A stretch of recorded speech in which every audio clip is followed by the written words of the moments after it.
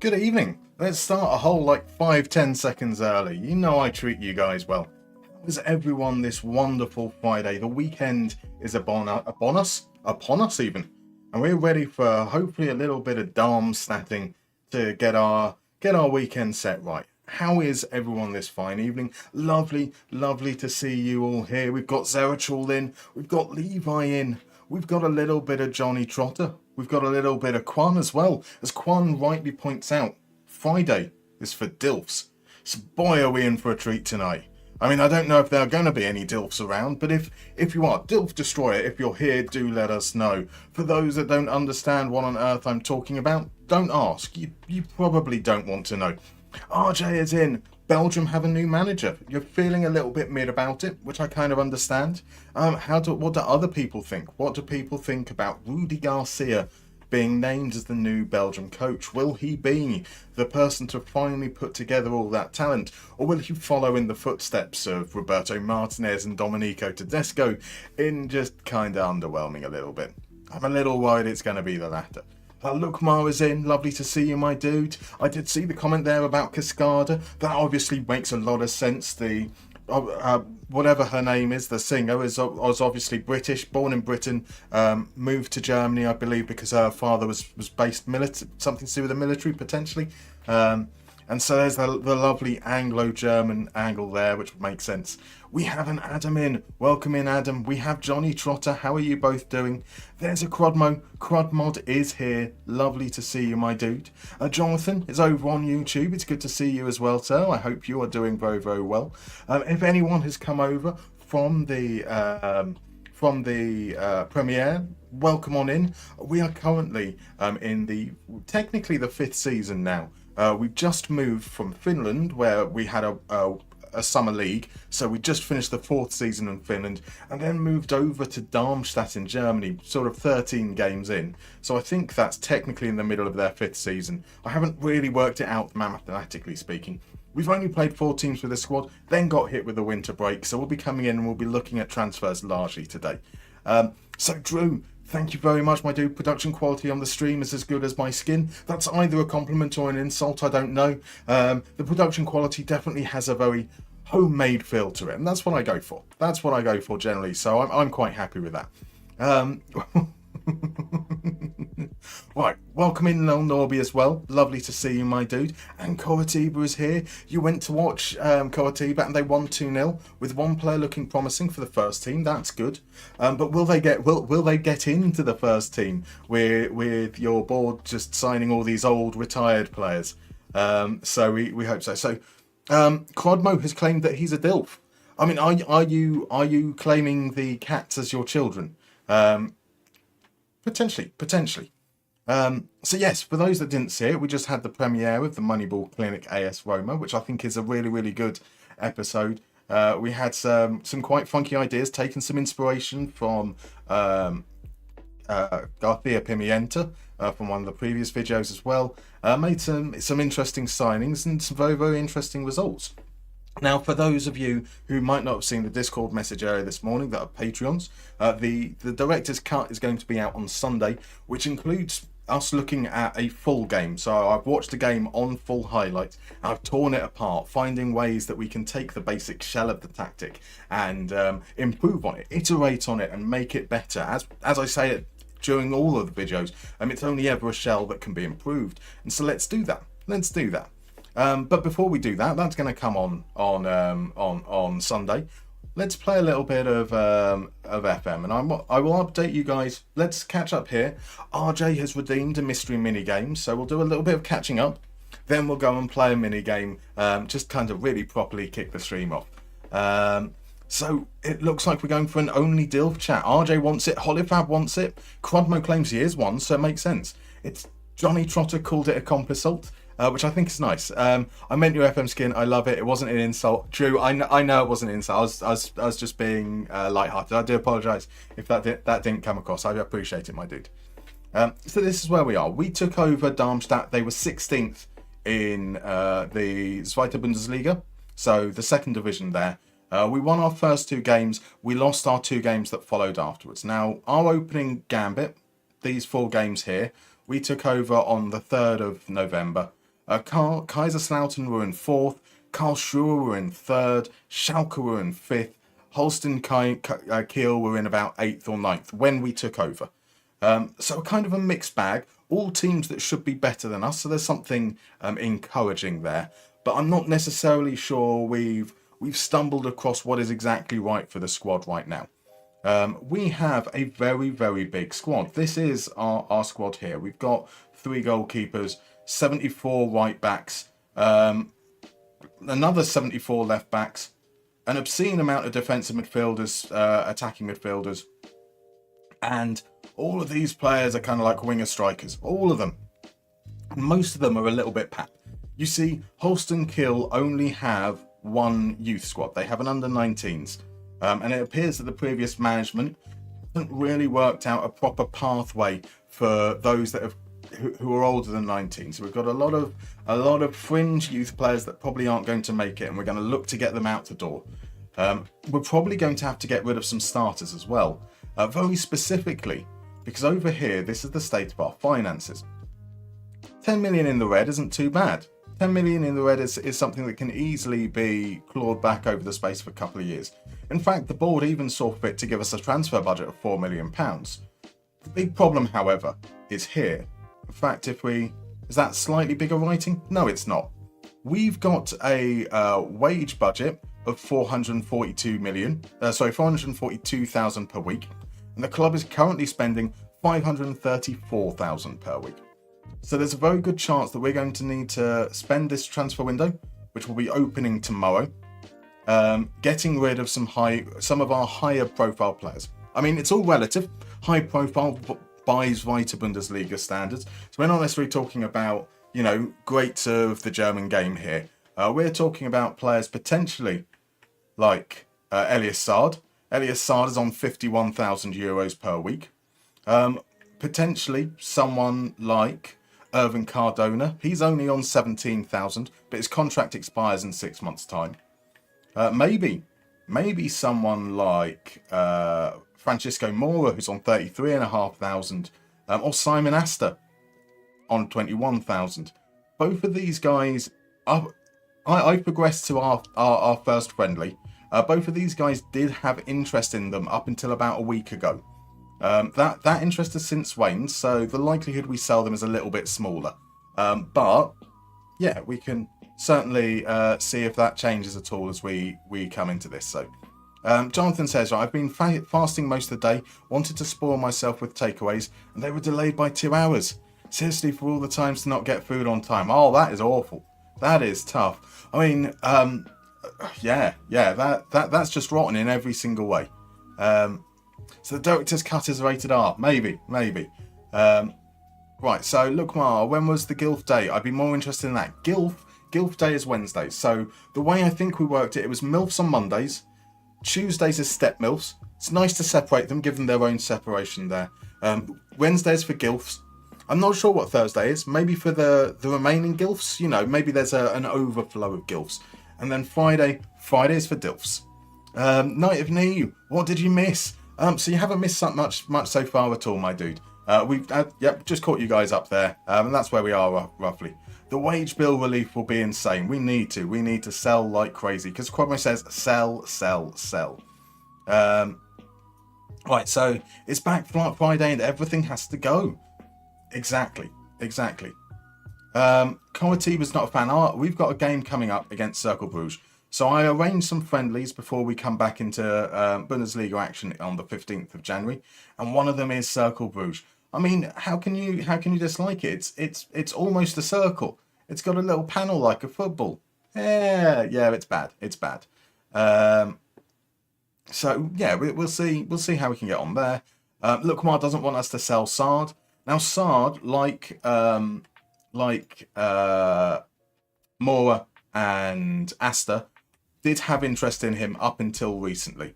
I've got to be realistic though. When we're currently overspending by 80,000 euros per week, and we have a player on 51,000 euros per week, there's a very good chance the guy on 51,000 euros per week ends up being sent out the door. But we'll see what we've got. Irvin Cardona, his contract expires. He's transfer listed. We've got a couple of these young players as well. There's the possibility, so we can either transfer list Braden Manu. He's also going to be out of contract in 6 months' time. He's on €10,000 per week. We're probably not going to extend him. Or we could cancel Iwan Kunda's loan. He's on €24,000 a week. Now, realistically, taking a look at these guys from an attribute standpoint, Manu is... Actually, we can do this with comparison. Where is I for Iwan Kunda? So, from an attribute standpoint, Iwan Kunda is slightly better in terms of quickness. Manu wins out on endurance. They're both kind of a little bit pap, but Iwan Kunda's movement and shooting seem to be a little bit better. Is that worth an additional €14,000 a week? I don't know.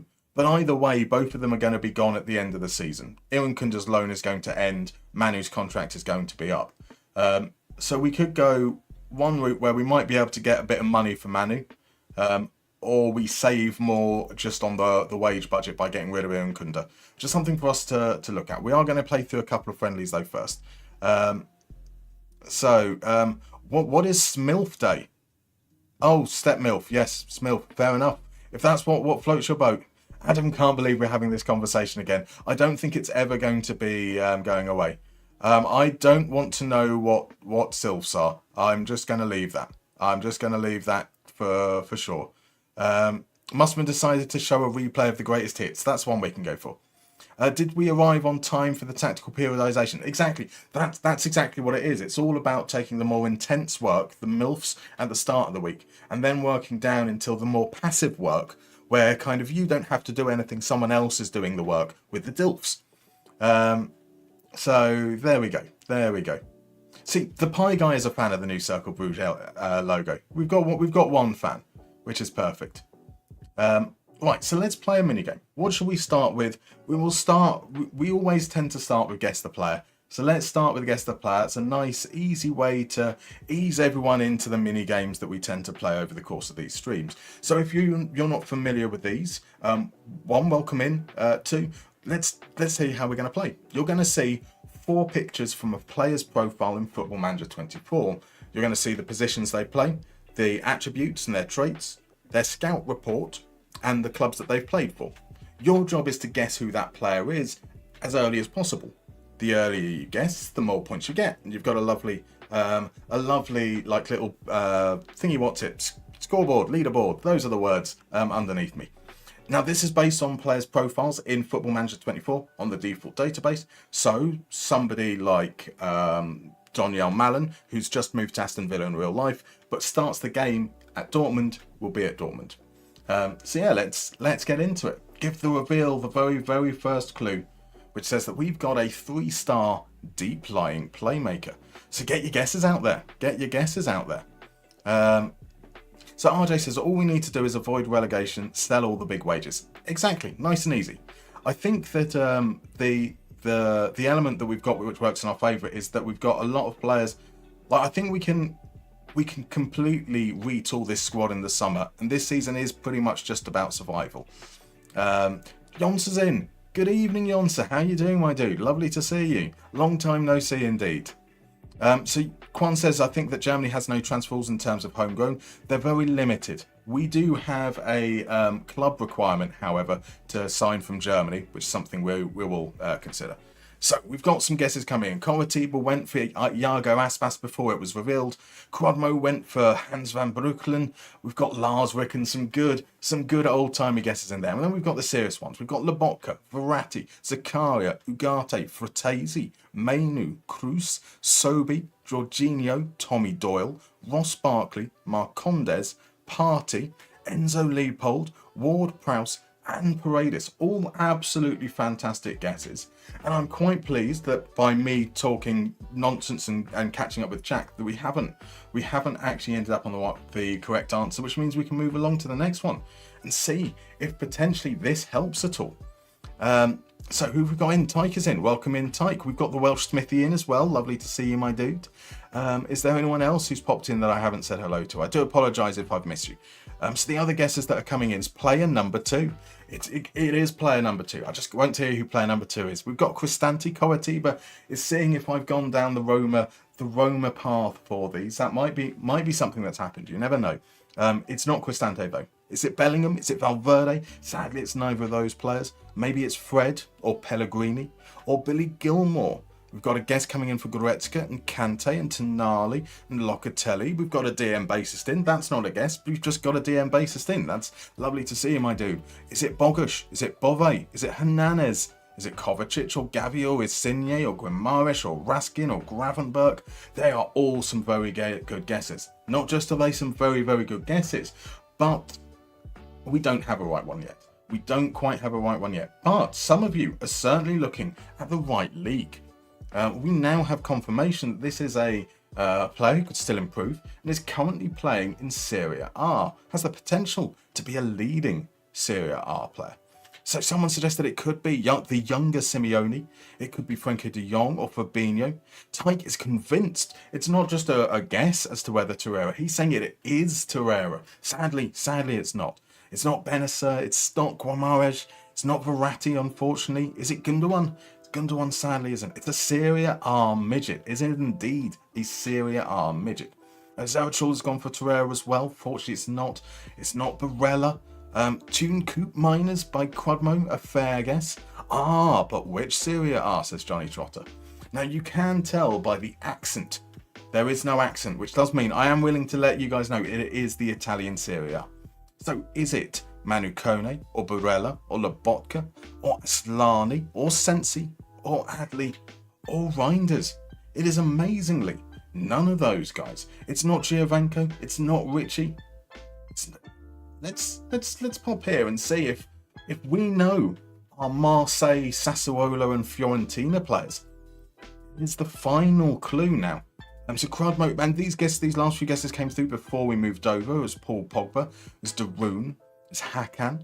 So we've got guesses coming in for Guendouzi, for Duncan, for Dali, for Fofana, for Tazy, Adli, Bove. We currently aren't correct yet. We have, so I can tell you that this is a French player. It is definitely a French player. So those going along the lines of Adli, Guendouzi certainly makes sense. It's a player that played for Sassuolo. He's on loan at Fiorentina. So Lukmar has gone for Lopez or something. Lopez or something is a pretty damn good guess. Zerachol went for Mandragora. Rui Costa came in. There we go. Can always trust you, Crudmo. And then Jackie Boy over on YouTube is also going for Lopez. Specifically Maxine Lopez. It is indeed Maxine Lopez. Can you believe that in that image he's like 24 because he looks about 15. Now I will have to double check on the video for that one. I can't quite tell right now whether it was Lukmar or Jackie Boy who got there first. So we're going to have a look. That'll be one for the action replay behind the scenes. So we will find out then. Interesting. Don't take it away from me, says Lukmar. It's a fight. We'll need to get you guys onto a mutual platform. Have a Lukmar versus Jackie Boy fight. But yeah, we'll see. We'll see. There's no premature celebration. There was definitely a celebration. That's the important thing. There was a celebration, and both Jackie and Lukmar deserve credit for getting it. So that applause from Johnny Trotter, from Adam, from DM Basis, from RJ, from Crudmo, from Holifab, from El Norby is very, very well deserved. We just don't know exactly who deserves it. Either way, both of you got it. Well done, guys. Right, so let's head on in. Before the transfer window will be opening tomorrow. We have friendlies first. I am going to play the friendlies because I do kind of want to see them. I want to see what the team is recommending. I am looking at a couple of changes here. So I've gone back to the inverted winger that we used at Mariehamn. I've changed the midfielder here to a roaming playmaker. I don't want him. So now that we've got the left winger being more attacking, I don't want it coming from the middle. I want to see how that works out for us. I am going to swap those guys round. Muller is transfer listed, so he's probably going to be leaving soon. Asta's injury means that the game suggests Rashidi is the starter there. We've got a suggestion for Mora being on the wing, which is interesting. I'm going to actually give Ito the chance there. And they're insistent on playing Ian Kundu on the right, which I'm not necessarily so keen on. We are going to see what Massimo is like. I also want to see what Top Rasmussen is like as well. But otherwise, I do kind of want to see as much of the first team as we possibly can. We've got to try and get a lot of these fringe players up to fitness in just 3 games. But this is also a really good chance for us to see what's going on. Now, I'm not worried about these guys that we're looking to sell. They don't need to be on the bench. Whilst some of these players like Fröder, Kubler, they certainly do. Wiafa should have been transfer listed. I most definitely should have transfer listed him. So let's do that. Otherwise, Zelit should be on the bench there. The rest of these guys, I think that Crossman is up for loan rather than... Really? I'm sure I should have transfer listed Crossman. I think I'll be transfer listing Crossman. So Jane Basis wonders, have we won the fucking league yet? Not quite yet, but next season for sure. For sure. So this is some CBT, some cognitive behavioural therapy indeed, Johnny. Right, let's see how our boys get on. You would expect this to be a rout, essentially. Let's be honest. SV Frankfurt, I only chose them because they're local. Obviously, Frankfurt is in Rhine-Main, which is where Darmstadt is based. So we're trying to kind of keep it vaguely local as we can. By the way, D08 Bal, thank you very much for the follow. Much appreciated, my dude. So DM Basis is a fan of the new European format. I'm glad to hear it. I mean, I have to admit, I've said it a lot. I'm a big fan of the format. It's really nice to see that there are some big shocks that are coming. I mean, it looks like Man City might not make it out. It looks like Rangers will make it out despite last night's heartbreak. Yeah, it's thrown up some interesting games, which is nice to see. Triple P is in. Welcome in, Triple P. How you doing, my dude? So, interesting. You know how I said this was going to be really, really easy? That's not a good start, is it? So here comes FSV Frankfurt. There's massive gap between the fullback and the centre-back that allowed that pass. Realistically, it should be the inverted winger that's coming back to cover that space. So Hein, I want him to be more narrow. And it should have been Ito back here covering the wide areas. Just something to look at. And once they've done that, they're able to move through. Right, Heston enjoyed the Moneyball Clinic. Glad to hear that. Thank you very much, my dude. Right, so I like the fact that Nürnberg is playing for Darmstadt. It is a lovely irony, isn't it? A lovely irony. So D-Well says, it's always tough when you want to watch Musterman play FM, but you want to go play FM at the same time. Do them both at the same time. That's perfect. I mean, arguably, I would say that when it comes to the streams, I think that a Musterman stream is best when it's on in the background and you don't pay attention to the nonsense that he spouts. Especially when he talks about him in the third person. So there we go. So we do have El Norby likes the format as well. It's been unpredictable and the better performers get rewarded. We have so Quan loves the format as well, which is cool. So Yons is asking, is this still the same Mariaham save? It is indeed, Yonsa. So we won the league in season 3. We won the league in season 4. We qualified for the Champions League proper. We've now won a couple of Liga Cups and a Swarman Cup. So on Monday evening, after we finished season 4 in the league, we said that we wouldn't actively look for jobs, but if we got interviews in Sweden, Norway, Denmark, or the Zweite Bundesliga, we would entertain them. And immediately, Darmstadt came in with an interview and an offer. So we're in for a new challenge.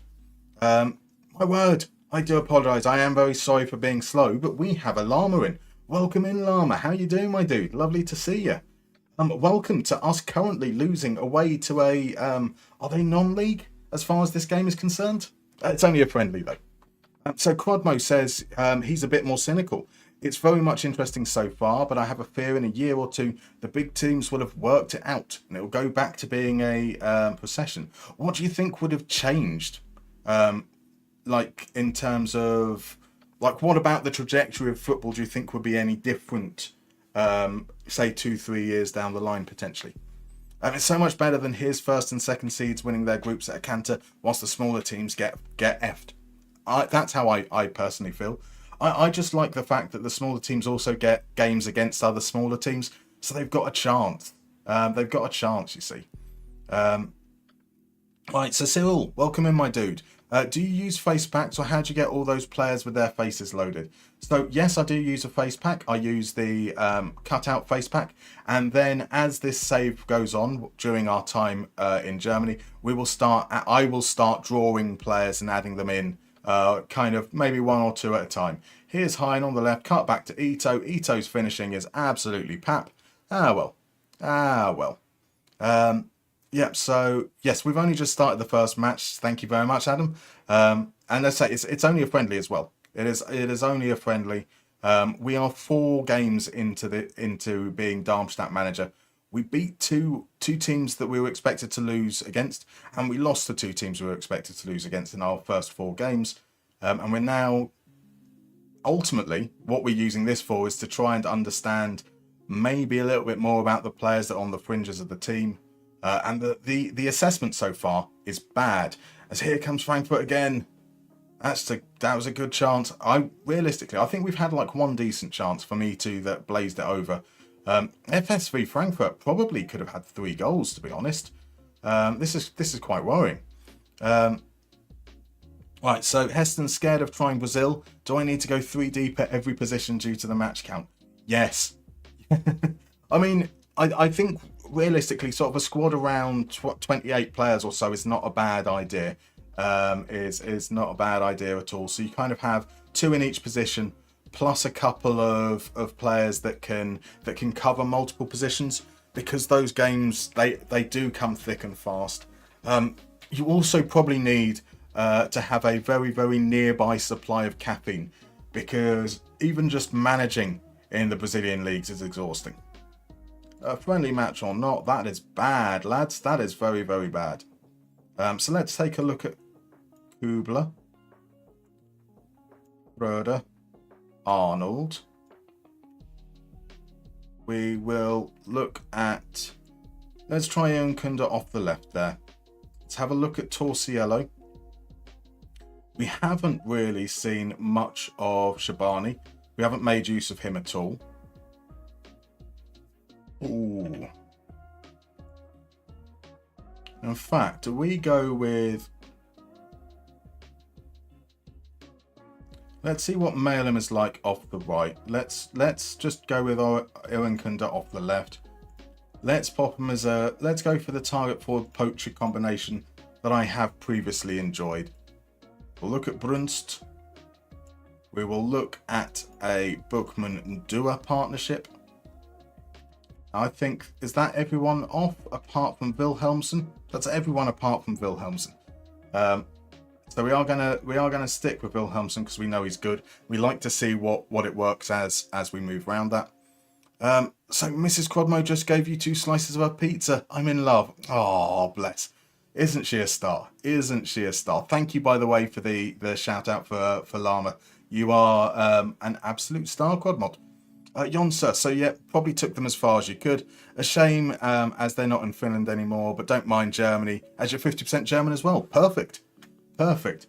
Yeah, it sounded, to me, it made sense to focus on, if we were going to move, those Nordic countries or Germany, something that's still kind of relatively nearby, geographically speaking, at least. Welcome in, Viva, by the way. Welcome in. I hope you're doing well. So FM Llama is doing very well. Finished all your middle-aged chores and popped upstairs for some FM and Musterman. Well, I am honoured to have the legend that is Llama here. Right, so DM Bassist is considering braving the weather to get a takeaway. that's a bit of a that there feels like there's an element of dilemma there, because one, takeaway good, two, going to get it yourself is probably the more reasonable thing to do in this weather, because it feels like it'd be almost mean spirited to order a delivery.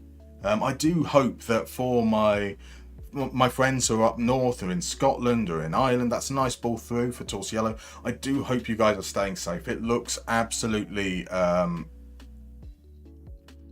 frightening, to be honest. The storms are very strong, very strong. Holifab is hoping that there is a sister, specifically a sister who is also as sharing with their pizza, I assume. Quadmo doesn't want to eat a 5-year pizza. Oh, just wait 5 years, it'll pass. But yeah. Kawatiba says the pre-season in Brazil is for funsies and youth players. Then it's just like the European leagues in terms of fixtures. I mean, it feels like it just feels like there's a lot. It's quite condensed, the season, or at least in FM. You've got a lot of midweek games, and everything seems to come fast and all the time. Maybe it's not like that, and maybe it's just because of the state championships making it feel a little bit more condensed. Right, has Tens official. Thank you very much for the follow. Welcome on in. I hope you're doing well. Karatib says, my start in one of my Karativa saves was a 16-year-old that played the state championships in pre-season. And I'm guessing you're saying didn't them play during the regular season, so you kind of used them, or did they earn the spot all the way through? Quadmo says he didn't expect Mrs. Quadmo's sister to be a key feature of chat tonight, but hey, I mean, yeah, I was going to say, tell her about it. I'm sure she'd be over the moon knowing that a bunch of strangers on the internet have been talking about her purely because her sister gave you some slices of pizza. Right, so don't you have deliver muku up there? I mean, as I said, surely you wouldn't want to. You'd feel guilty about using a delivery service in this weather, surely. So D-Bal lives in Ireland, went out for a walk earlier today, lasted 10 minutes before I decided I couldn't hack the storm. That sounds like a very wise idea. To be completely frank with you, I don't think it's a good idea being outside at all. Down here in the south, it's nowhere near as bad. When I went out for a walk this morning, I think they were saying on BBC, the BBC weather app, that hour the winds were around 40 kilometers an hour, which is like less than half of what it's meant to be up around you guys, and that was bad enough. That was bad enough. Right, that's a worrying sign. That is a very worrying sign. We struggled to create. It was certainly a theme of our last few games as well. What I did notice was I wasn't seeing much of Nürnberger. I didn't see much of. I did see a bit of Shabani, actually. Did see a little bit of Shabani in the second half. And we're still not getting anything out of the right winger.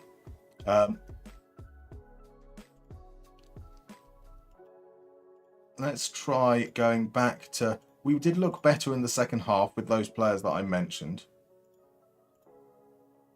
When we were playing with Mariham, it was like that, wasn't it? It was a defensive midfielder. Fullback support, fullback attack, inverted winger attack. Let's just give that a shot for our next game against Bruges, and that should be okay. I feel like we didn't bring on Francisco Moura. 33, Iran Kunda. Manu didn't really do much. Torsiello. So if we're looking to sell Cardona, let's tell you about some other stuff that's happened as well. Johnny Trotter says, walk in the park, loses 1-0. Exactly. Koatib said they earned their spot by being the best player during the state championship. That's fair. That is absolutely fair. Right. Ladislav says, I'm thinking of managing a Brazilian team. Do you have any recommendations? Ideally, lower top division team. I mean, you've asked Coritiba, definitely the best person to ask. Right, El Nobi says, this match will be a walk in the park, indeed. Yep. FM Arm says, if you ever feel sorry for the delivery drivers, just stand in McDonald's and watch how they behave. Feeling sorry soon passes. I mean, yes, you can certainly recognise that that they might be some of them might be quite unpleasant people, but still, I wouldn't wish having to drive in this weather on them. So Jonathan says in the Greater South, it's a 35 degrees Celsius today. That is insane. It's absolutely insane. M Starkey, welcome on in. Thank you very much for the follow, my dude. Matt is here. Matt is here. It's how are you doing, my dude? How are you, sir? Hell Norby's realised that I've just that this was on New Year's Eve. It was indeed. Look, they finished. It's 9:45. They can now go out and then be in training tomorrow morning. You know, they get Christmas off. They didn't have anything to do between the 4th of December and the 31st of December, so it's fine.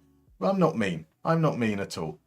Yeah, so the transfer window opens tomorrow. We did, whilst we moved forwards, I went over to my lovely little director of football and I asked him for a load of suggestions. And basically any player who was on wages less than €12,000 a week, and their asking price, transfer value wise, was less than €3 million, I got them to scout. I looked specifically for the types of roles or the types of profiles of players that we're looking for. Also excluded anyone that wasn't actually interested in move. So we've got some scout reports here. We've got some potential targets for transfers. We've got some potential targets here for loans as well. So I think maybe some of these guys aren't going to be that great, but I think we can be quite aggressive with culling the squad.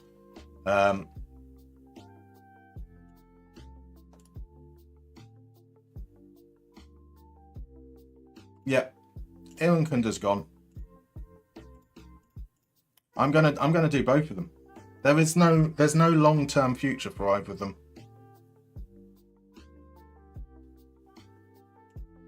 Yeah, let's see what we've got going on there.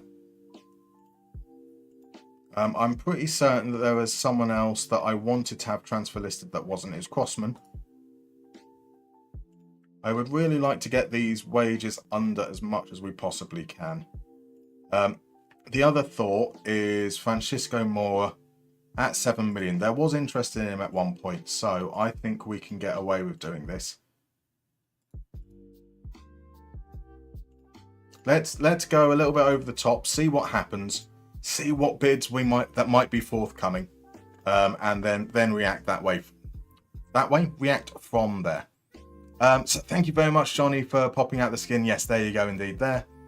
DM Basis refuses to use Deliveroo, Just Eat out of principle, but I have a takeaway literally around the corner, so I'll probably use that.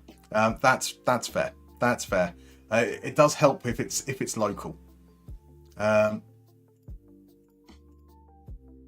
Right, change seasons. No, we're staying with the avoid relegation.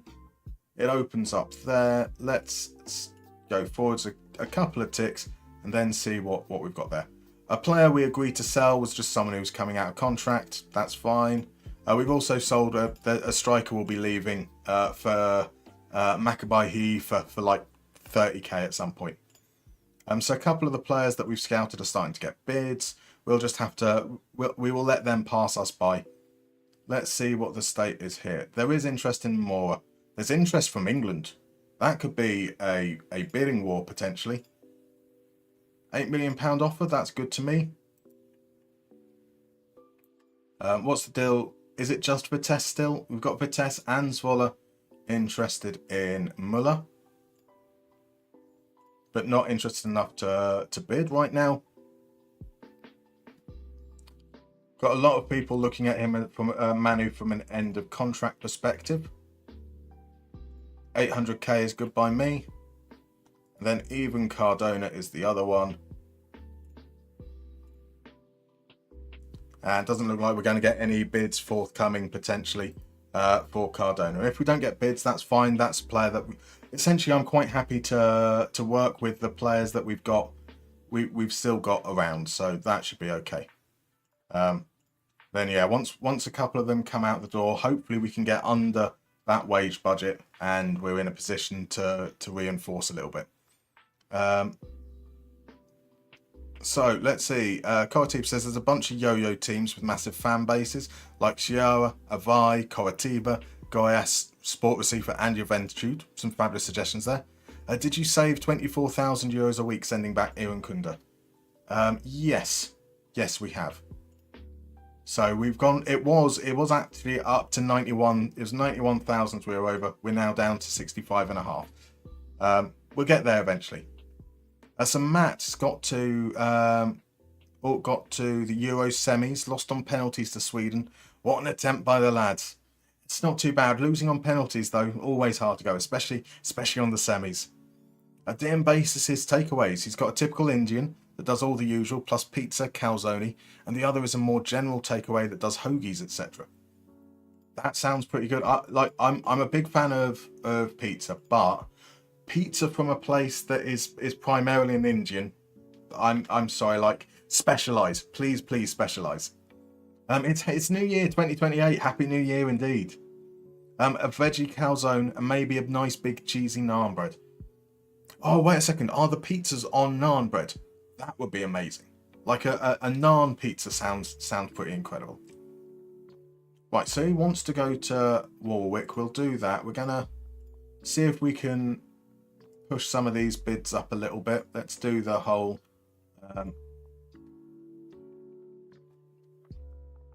incremental increases. See if we can create a bidding war. Bid for more. He wants to go to Sunderland, so that's okay. And we'll reject that one. Try and offer out for another $500,000 or so. He has a release clause for teams in a higher division. I'm not exactly sure how that works with things like the Championship, etc. But we only get 15% of our. Right, okay, that's cool. 15%. So not really that worried about the values that we're bringing in. Obviously, they help, generally speaking, with the club's finances. I am mostly concerned about getting players off the wage budget. So if we push that up, will Sunderland bite at 9 million? We've got some bites here. Kaiserslautern willing to offer 875. So this, I do appreciate this can be a little bit tedious. But we do want to try and eke out those bits. Because eventually we will then get a better proportion of transfer fees coming our way. Or at least that's the hope. There we go. 950 is great. Akmat of pulling out now. They've gone down to 650. So we'll direct that and we'll see if we can get Kaiserslautern to come back in at the 950 that RKC came in with. 8.5 potentially there. So those wages off, at least, that will be 33.5. That'll be 10. 43.5 isn't too bad. We'll try sending someone out for Cardona. Nick Sauer, someone's interested in him. He's not going to be on Major. He doesn't have an agent though. Let's just say, look, as long as we don't have to pay his wages to leave, I'm fine with that. Right, so I can justify a takeaway because I can't cook if my power goes out. That's a perfectly good reason. Right, Kaiserslautern have agreed that. We've got a couple of options for him, which will be cool. Night of Knee asks, how bad is match congestion in Brazil then? Just started your first save and tried to do it precisely with Sport Recife. It feels like the games never seem to end, from my perspective anyway. Right, Strilchuk has a face like Harry Kane from Wish. Does he now? I didn't necessarily pay attention. He does, doesn't he? Bless him. Bless him. So Crodmo's just eating a pizza and a half, regrets nothing. That's fair. That's fair. You should never regret pizza. So no chance Vitesse can afford 3.3 million. It doesn't look that way, does it? Andres Muller and his Is that what his value actually is? Because that he was transfer listed before we arrived. Reckons his value is a little bit higher. His wages aren't that bad at 14.75. So we'll wait a little bit. We'll probably wait until the friendlies are over, and we'll do those offering outs again. If there isn't a bite for Muller, we will probably quite happily keep him because he's not the worst offender in terms of wages. We should probably be considering trying to sell someone like Malem or Nürnberger. I think they're both on about 30,000 euros per week. In fact, that's something we probably should do. We should probably keep... yeah, that's the guy going to Maccabi Haifa for barely any money. That's absolutely fine. There's transfer activity that's happened. NAC will want him for free, which I'm fine as long as we don't have to pay his wages. So yeah, if those bids isn't forthcoming from Muller. Muller is more of a defensive option anyway. Let's take him out off.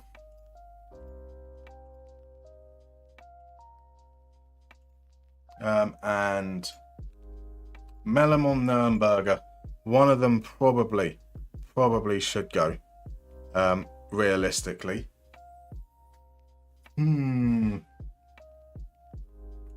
Nürnberger doesn't score. And is one-footed. But he does create quite a bit. Nürnberger, Shabani is definitely sticking around. He's on 6,000 euros per week. I do want him to get more opportunities and showcase. Is also left-footed. So it's probably easier to kind of try and work something out with two left-footers than it is with a left and a right. Oh, Matt just said that Sweden beat Belgium in the Euros 2032. Incredible. Incredible. RJ's meal was a simple Friday meal. Meatballs with tomato sauce and mashed potato. Can't go wrong with that now, can you? Definitely can't go wrong with that. Holifab went for a veggie kebab. Fine choices. Matt's got some lamb stew in his slow cooker. That's very classy compared to everything else we're going for. Johnny Trott has asked me to remind them to play and not just enjoy a nice walk in the park. We ate our words for sure. Right. Yeah, 30k. Do we get rid of Melem or do we get rid of Nürnberger?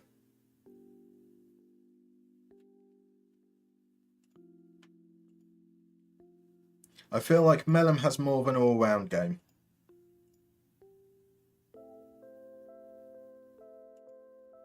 Nürnberger's contract is up in 2 years. Melem's is up in 3 years. He's there until he's 33. Nürnberger's expires when he's 30. So we'll see.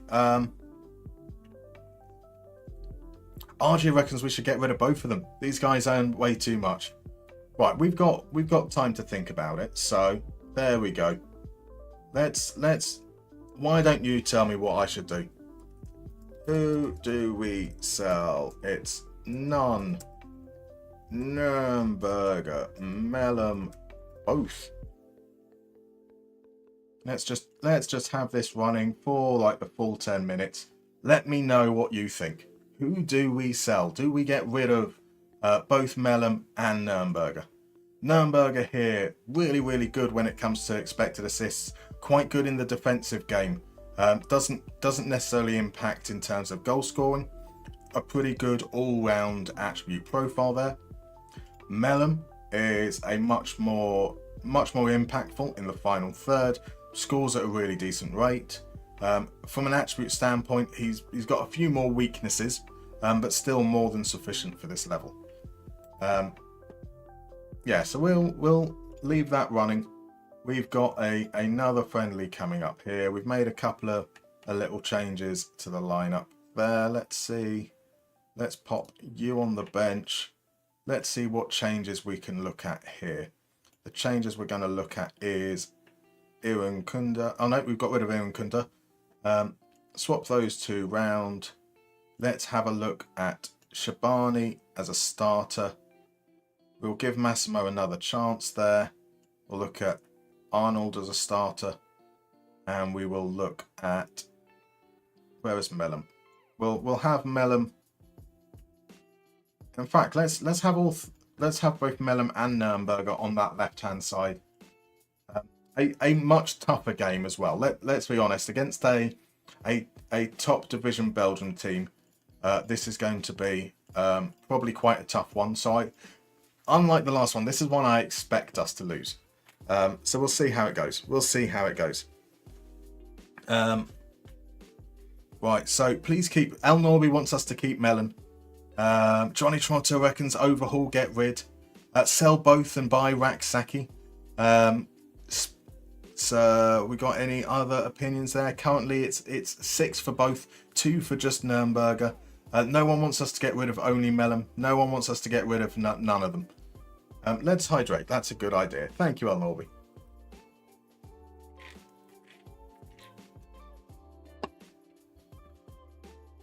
So Spain went out in the groups in Matt's save in 2022 Euros. So a much tougher game, so we win 2-0. I doubt it somehow, but who knows? Actually, I mean, yeah, we have made a feature of winning the games that we should lose, and losing the games we should win. Right, sell Melham only if you can replace him with someone whose name is also fruit adjacent. I think very specifically though, it has to be someone whose name sounds like a fruit but just isn't quite. That would be a nice touch. That's offside. Yeah, no worries about that. I actually, even blind old me actually was able to see that was offside well before it came to pass. So currently, nothing much really happening. We look like we're.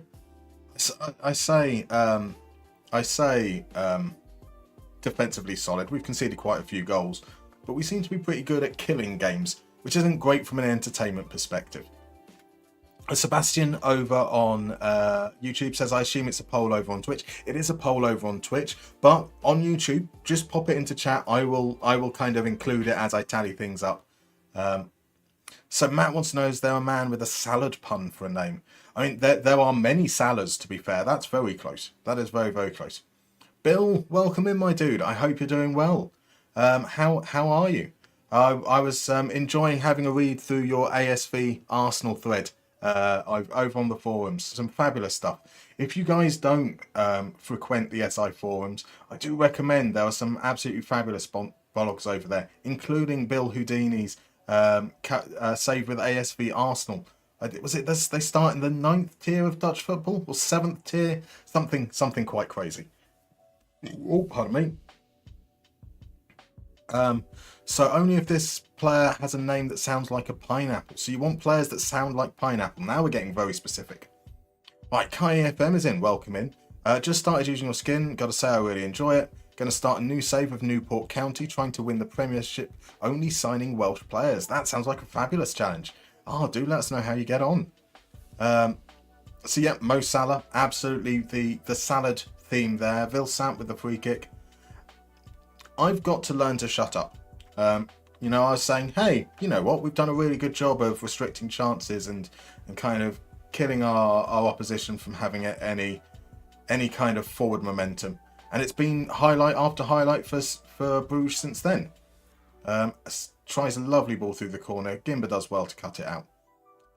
And is there going to be a counter attack? No, we're going to go backwards and nothing much happens of it. Look at that XG for us. Look at that XG story. It is awful to see. So yeah, creating is definitely a big problem for us. Right, let's look at these half-time changes again. So it's Bookman and Dua. We've got Kubler. Schroeder is there. Brian Hain. Going to be looking at Buchberger potentially. Zelik on for the injured Arnold. Eo off the left. And that would make our strike force for this game Torsiello and Cardona. So let's increase the tempo. See if that helps us at all. It is interesting to see that what we had that was working quite well for us in Finland definitely doesn't look like it's quite the right makeup for what we're doing here. So we might consider, if we end up selling most of those strikers, and we've got a strike force potentially of Wilhelmsen and Torsiello. We might then look at playing something more akin to a 4-2-3-1, something that allows us to have a shadow striker instead. That was what we mainly played with. I think that might allow us to have Wilhelmsen staying a little bit higher as well, not having to worry quite as much about linking up behind a strike partner as Buchberger shoots. It's a good save. We've had a chance. That's good. So the meme ability per wage expenditure with Mellem is decent, I reckon. I mean, he is currently like 7% of our wage budget. I don't think he's got enough meme ability. I'll be honest. Like he needs much higher tier. Like he needs to be called the finger or the moustache or the sausage or something obscene like that. Rather than the melon does kind of work, but I don't think it's as fun. I don't know. I mean, maybe I'm wrong. So a whole 0.05 exactly. It's been a little bit drab. Lance is in. Welcome in. Lovely to see you, my dude. Just signed up for the Patreon. Thank you very much, my dude. I will be messaging you after the stream as well, just to make sure that I can sort out all the credits and stuff like that. Thank you very much for signing up. Right, let me pop that on snooze. Look, Mars, just concerned about the meme ability. That's the most important part. It is, let's be fair, it is. It is a bit low right now, but that's because we haven't built that bond with players. Let's be fair. Like, once we start to know who's actually going to be a core part of our squad, and we start having specific songs for them, and we have moments, and they create moments themselves through their play, then we'll start to have some meme ability. We'll have that connection. It will come. And we'll find the next Fartuna and Snore. Exactly. We'll find them indeed. We need Slaymar, says Holyfab. Well, we didn't look at Slaymar's stats, so we didn't look at his attributes, so technically we could sign him. But I would argue that if he couldn't get into the starting lineup at Mariehamn, do we really think he's going to make the starting lineup here? Questionable. Bill says thank you for the shout out. I mean, it's not so much a shout out, it's just, it's something that's good and something that's interesting to read. So I definitely recommend it. Life's decent. Wish I worked less, like most people. Absolutely. The save's very interesting. Started in the 7th tier. It was the 7th tier. Still only regionally known. Right. So get scouting or Crodmo will be upset. Why will Crodmo be upset? Crodmo is always upset. Fair enough. It's not Slaymar's fault, says Ladislav Almasi fan. And it kind of is. Nick, thank you very much, by the way, for the hydrate. So, that was a better second half. Absolutely no doubt about that. We did create some chances in the second half. We went from a whopping 0.05 XG from 2 shots up to an incredible 0.47 XG from 8 shots. A further 8 shots. Still some concerns definitely about the creativity. I think that Ellis Sard has basically saved himself. Massimo 3 to 4 days by virtue of not even playing. He's away on AFCON right now, and by virtue of not playing at all, he has earned his safety in the squad because we have 0 creativity without him. My thinking here is we go right. So this was our primary approach, wasn't it? This is what we were doing with Mariehamn. So I think that's kind of what we end up working with. At least we didn't lose. Exactly, we didn't lose. Wonderful. Not 2-0, but plus 0.02 XG. It's the same. It's virtually the same as winning, right? Nicorosa says my resub didn't pop up, I guess, but it's not the statistics. I do apologise. No, I can't see it popping up at all. It's not the statistics. It's not the statistics. You tell me. How do you measure someone who can balance a balloon in a wind tunnel on a needle? I hope that made up for it. GTI Rob, welcome in, my dude. Welcome in. How you doing? We should have let him leave for when Brentford wanted him. Slaymar under Thomas Frank would have been elite.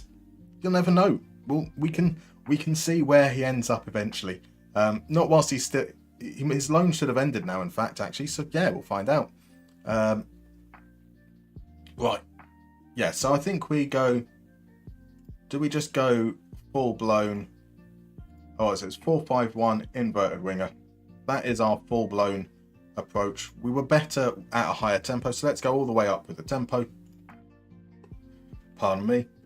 And then once some of those moves out have gone, we're going to prioritise a winger and a shadow striker, I believe.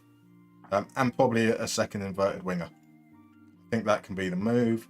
Now, Arnold is out for 3 to 4 days. He's also transfer listed now.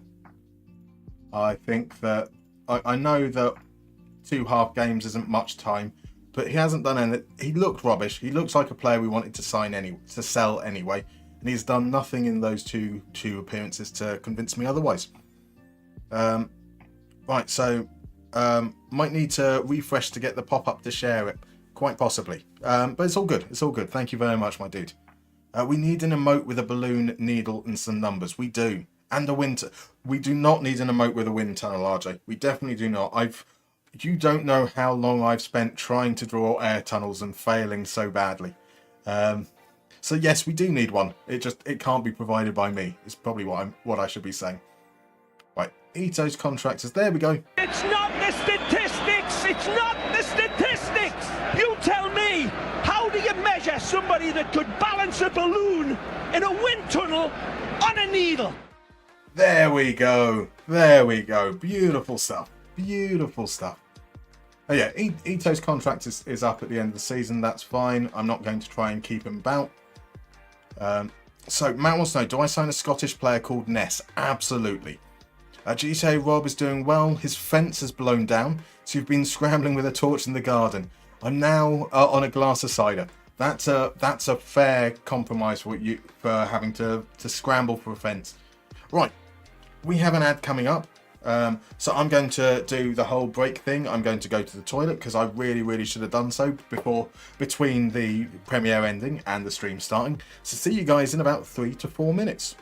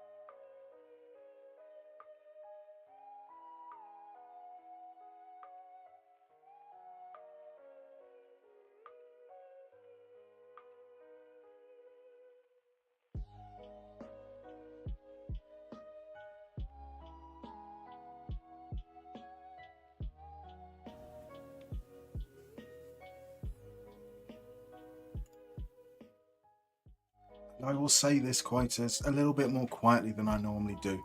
We're back. Hopefully that doesn't give Lukmar a jump scare. And now I can talk back at a normal volume.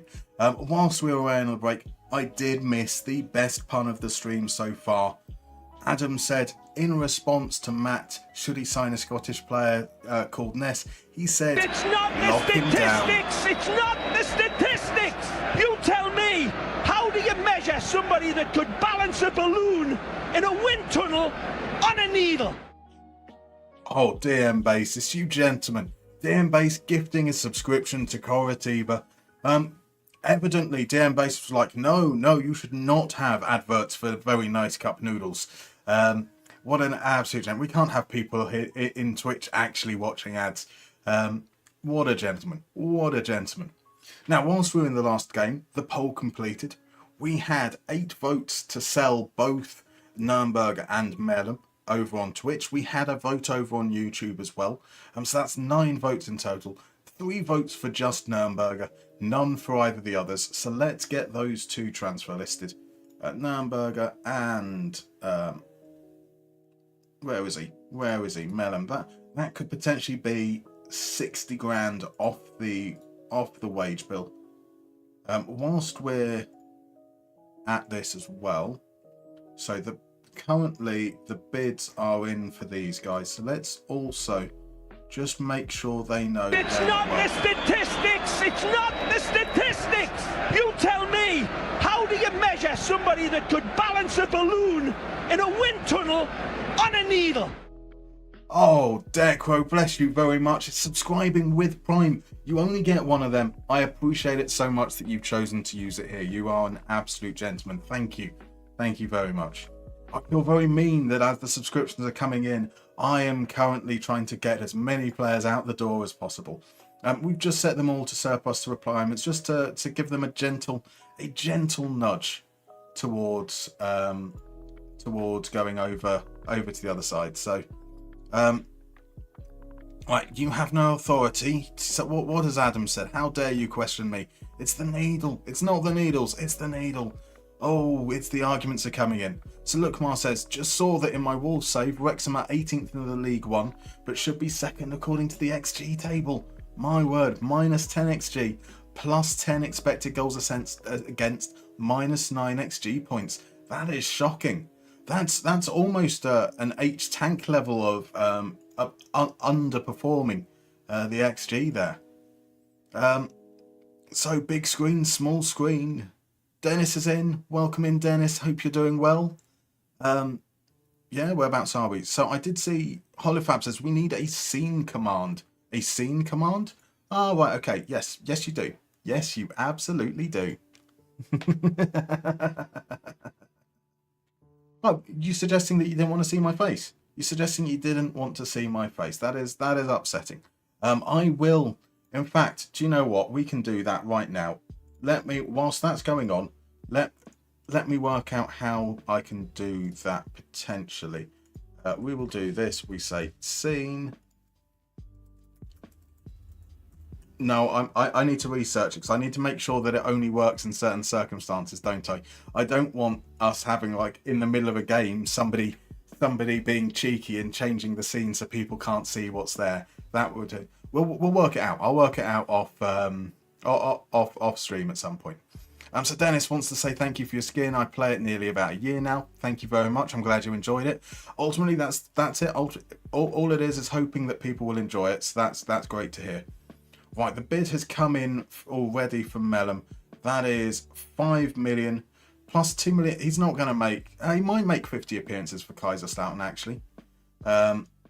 He's not that keen. Potential value 8 million. Let's start with that, and let's see if we can get some. I'll wait a day, and then we'll see. This was a possible loan target called Gashi. That would have been a good name.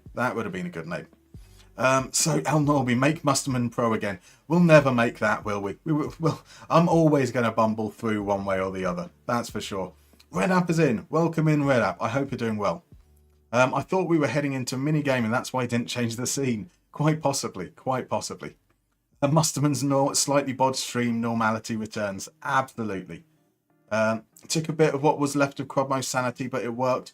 To be fair, I mean, it only worked because I then got to Holofab's chat, being that far behind. I hadn't seen Quadmo losing his mind, which is a shame, because if I'd seen Quadmo losing his mind, I would have actually probably played up and gone through it. So a minigame was redeemed. It was redeemed. It was. Do we dare? Do we dare switch to another scene? What will happen then when I forget? We will head into that just before this game, so that's all good. We could make it a TTS command. It's all about trying to find out how I can make sure that it's triggered properly. So maybe only Quadmo can trigger the screen shift, quite possibly. I think there are various permissions I can set up in StreamerBot, but it's just a thing of trying to learn that and work that out in the middle of a stream is probably going to be a little bit tricky.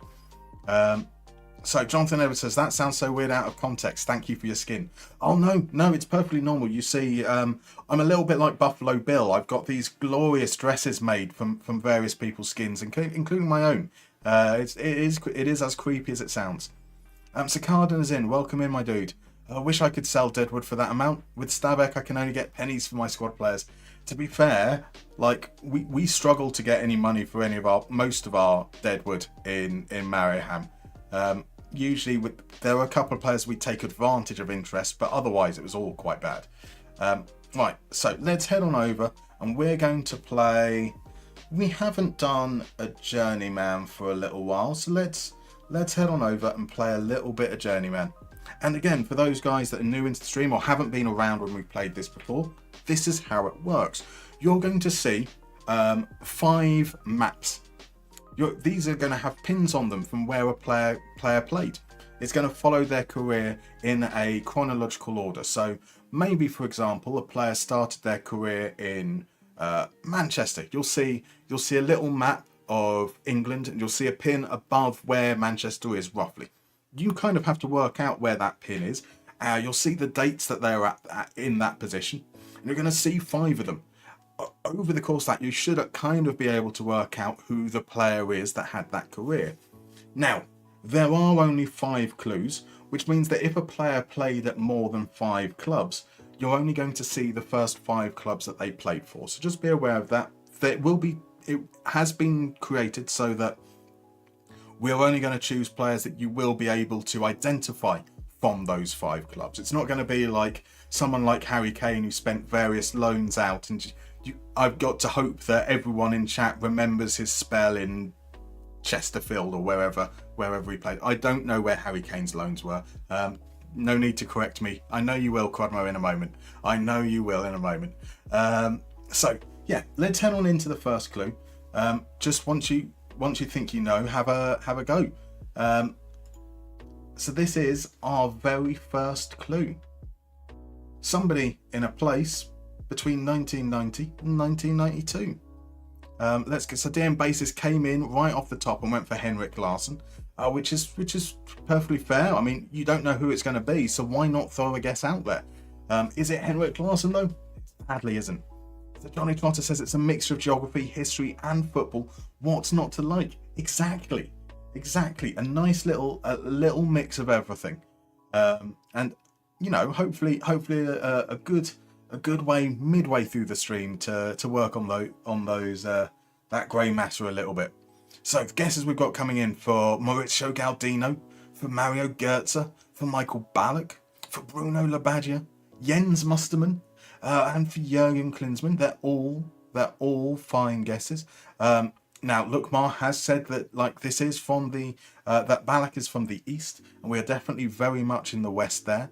RJ is suggesting that it could be Jurgen Klopp, it could be Miroslav Klose, it could be Enzo Schifo. Is it Christian Ziege? Or is it Oliver Kahn, the Jens Mustermann? What's not to like is Twitch not informing me that Mr. Mustermann was streaming. I do apologise, Quadmo fan. Welcome in, my dude. Welcome in. It's been none of those suggestions so far, I'm afraid. So let's move on to the next clue and see if that helps in any way, shape, or form. And I am just going to double check the answer here. I think it is who it is, but I do need to double check. So what guesses have we got coming in there? We've got We've got another guest coming in for Lehmann. We've got Khan there. We've got Mehmet Scholl, Jürgen Köhler, Matthias Sammer. Could it be Royce? And Kai's gone for JJ Okocha. That's a bit of an odd one. Going for JJ Okocha. I mean, when these are very, very much in Germany, I must say I wouldn't have necessarily gone for that myself. Which would mean that I wouldn't have got the points, because Kai FM is goddamn right he is. Because after spell in Germany, he ended up in Turkey, then in France, then in Bolton. It is indeed JJ Okocha. Phenomenal work there, Kai. That is absolutely phenomenal work. Now, he started his career at Neunkirchen, went to Eintracht Frankfurt, then to Fenerbahce, Paris Saint-Germain, and then on to Bolton. Sensational knowledge. Sensational knowledge. Like all the other guesses were very, very good. They made sense. Obviously, they made sense going for German players in Germany. But credible work. Crodmo with the applause. Johnny Trotter with the applause. Crodmo with the applause again. That's how good it was. El Norby, RJ, Holly Faber clapping. Nick Rosis is clapping as well. So, but DM Basis calls shenanigans. Why do you call shenanigans, DM Basis? You also applaud, but what's shenanigans there? GTI Rob, I missed the dates. Yes, there's a key little element there down at the bottom. Levi applauding. We've got a standing ovation from Coatiba. Fantastic, says Nick. El Norby says, I wouldn't have guessed it. I thought only about German players. Absolutely. Absolutely. I mean, DM Basis just thinks it's just too good of a guess. I mean, I think there's something certainly in that it's not really something that's easy to Google, is it? Because let's face it, nobody is going to like Google Germany and out of that area randomly guess that we're looking for a player at Borussia Neunkirchen. No one is guessing that out. No one is looking that up like without already knowing. So everyone thought it was Karlsruhe, which would have been fair. Kai says I have an advantage because he's German. Exactly. That is some phenomenal work. And yes, DM Basis, I know you weren't actually calling shenanigans. It's all good. So Zerichel thought that the first one would have been Saarbrücker. I do. By the way, I apologise for butchering all of these things, all these names. That is some fabulous work. So D was looking for Kaiserslautern after the first map, which is understandable. Right, we're getting into the next game, and that means we need to consider who might be the guy behind the striker. We're going to see how Torsiello gets on in that role. Let's look at Zelik back out there. We have signed goodbye to Ito. Let's give Froda more game time. Let's give Asta can come onto the bench now. Get him back up to fitness. In fact, actually, no, let's put Kubler on. Where is Kubler? Kubler is there. So let's try that there. Nürnberger is also going to make way for Hein. So I think we're okay with that. Further Shabani, Zelik, Wilhelmsen, Ito. Let's see how we get on. Now, Jan Regensburg are in the... pardon me. They're in the 3rd division. So what should be an easy game probably isn't going to be. Let's see how we get on. Will these changes make us any more effective? We'll find out. I hope they do. Or we could be in for a very long second half of a season there. Asymmetric nonsense, says Matt. I mean, it is basically just the tactic we were using with Mariaham. It's a 4-2-3-1, but with the wingers pinned back a little bit for defensive security. And here's Kotha. It's 1-0 inside 3 minutes. Oh, we are in trouble. Guys.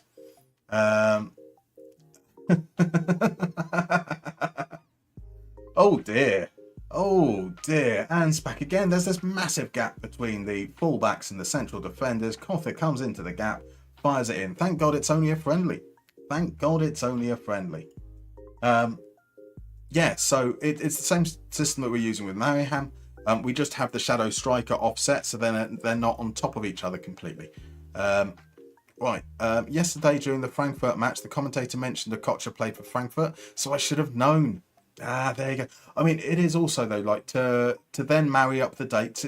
It's kind of one of those things where if you know, you know, especially that early on, right? Wilhelmsen finds Hein out wide. Got to get the cross back in for Wilhelmsen. Surely that's more like it. That's the kind of thing we want to be seeing. So let's see. Oh boy, another Quadmo. Quadmo fan is a very, very different person. Very, very different person. There can only be one Highlander. Rich is here. Welcome in, Rich. So next week, will we get FM25 news from SI? And if so, on what day? Yes, we will. One thing I will say about SI, I know there's been a lot of criticism about the delay and everything. They have always given us news when they've said they'll give us news. That news might be we have some bad news. But so yes, we will definitely get some news next week. I feel I can say that with great confidence.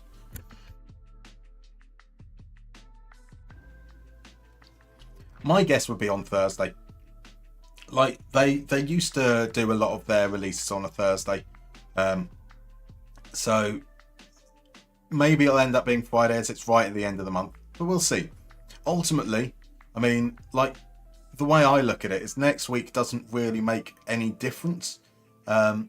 Whatever date we get FM25 will be the date we get it, and there'll be plenty of time between when it's available and before it's available, we will get all the news about it. To me personally, it doesn't matter really if I get that news, all of it at once next week, whether I get it drip fed. Just make sure it's available before the game is publicly available would be nice, so we can make our judgments. I know that's a very boring response. Holly Fabs, we're going to get sacked in the morning. We are at this rate. We absolutely are. So we are waiting for Quadmo fans fan. We are. Was it Quadmo fans? We're waiting for Quadmo fans wife's fan or something earlier. I can't remember. I lost track of it the other night. We're losing to Regensburg. Indeed we are. Indeed we are. Right, Heinz Cross. Wilhelmsen's there. So I think Wilhelmsen seems to be doing okay as the target forward. Every time he scores, I get this feeling. Oscar Wilhelmsen, I swear he can fly. Every time he scores, I get this feeling. And every time he hits, yeah. I mean, it's there's nothing necessarily in the song that feels like it matches the name Oscar Wilhelmsen, but it's definitely got the right number of syllables. We can work with that. We can definitely work with that. So, Quadmo fan, yes. What's happened, as El Norbia says, we're trying to sell the dead. We're playing some friendly matches. So we're obviously playing the friendly matches because we're trying to learn about our squad as much as possible. We've had 4 games with the team. Prior to that, we're still very much in the early days in terms of learning and understanding. We're trying to work out what's going to work. And at the moment, I'm not sure that we are good enough. That said, we have been playing a lot of the reserve players in our defence in particular. Kubler, Rasmussen. Kubler might end up being a starter. That's his first start. Before then, we were playing Rashidi. Rashidi has probably earned himself an exit as well, to be honest. Astor is back from injury, so he's going to be coming on, as is Bookman. So that now is closer to what our actual defence is going to be like, I think, once we get to the season proper. Torsiello scored a goal, which is marvellous. I think otherwise, we're going to stick with this lineup for the second half, just to get them as close to fitness as possible for the game in a week's time. So, let's see. I do apologise there. Kai says, by now I'd rather play FM24 until November than getting a half-finished game in March. Dean Basis says, give me a working game, give me women's football. I'll be happy for a few months until 26. Rich Sun says, doesn't think it'll be half-finished. I think we'll get a decent product. I expect we'll get a decent product as well. I mean, as I said previously as well, SI SI definitely know how to do the core offerings. I don't think we're going to see any major changes in terms of the mechanics. I hope that there might be like one or two in there. There's certainly been the rumours about changes to the way that tactics are dealt with in terms of maybe in and out of possession. There's obviously a big change in terms of the UI. The core game of FM, I'm very happy with. I can manage a team. I can buy players. That's kind of what I want. That's what they do very well, and they do it with real players. I have very, very little doubt that that's not going to be the case for FM25. May it be in some places a little rough around the edges? I wouldn't be surprised. May it seem a little bare bones because certain features aren't in there? Yes and no. Like, for example, international football not being there is only really noticeable if you're managing an international team, which you won't be. Like, it's an element that would be nice to have, but it's not something core, if you know what I mean. Quadmo fan says, I only have fans, thanks. So is that I only have fans or I have only fans? Just to make sure we're on the same page. Right, so Quadmo fan and Quadmo aren't allowed to meet directly. The universe will collapse. Are you suggesting that they're actually the same person? This is a Back to Future kind of situation. Because that would be a turnaround. Right. Yeah, we'll keep these guys on the pitch. Just keep them all on till the end of the game. Quadmo used to really be into agricultural machinery. In fact, I'm an ex-tractor fan. Shh. Right, Quadmo fans confirmed that they have only fans, not they only have fans. That makes much sense. Much more sense. Like the Welsh Smithy, enjoy listening to this whilst reading a book. I can't say this. This surely isn't enjoyable to listen to. Not this voice. Phil Helmson looks to make it 4. He doesn't. At least we've come back in this game. So yeah, DM basis. In their defence, we've always been given a decent product. You've said what I was trying to say in far fewer words. Thank you. Thank you.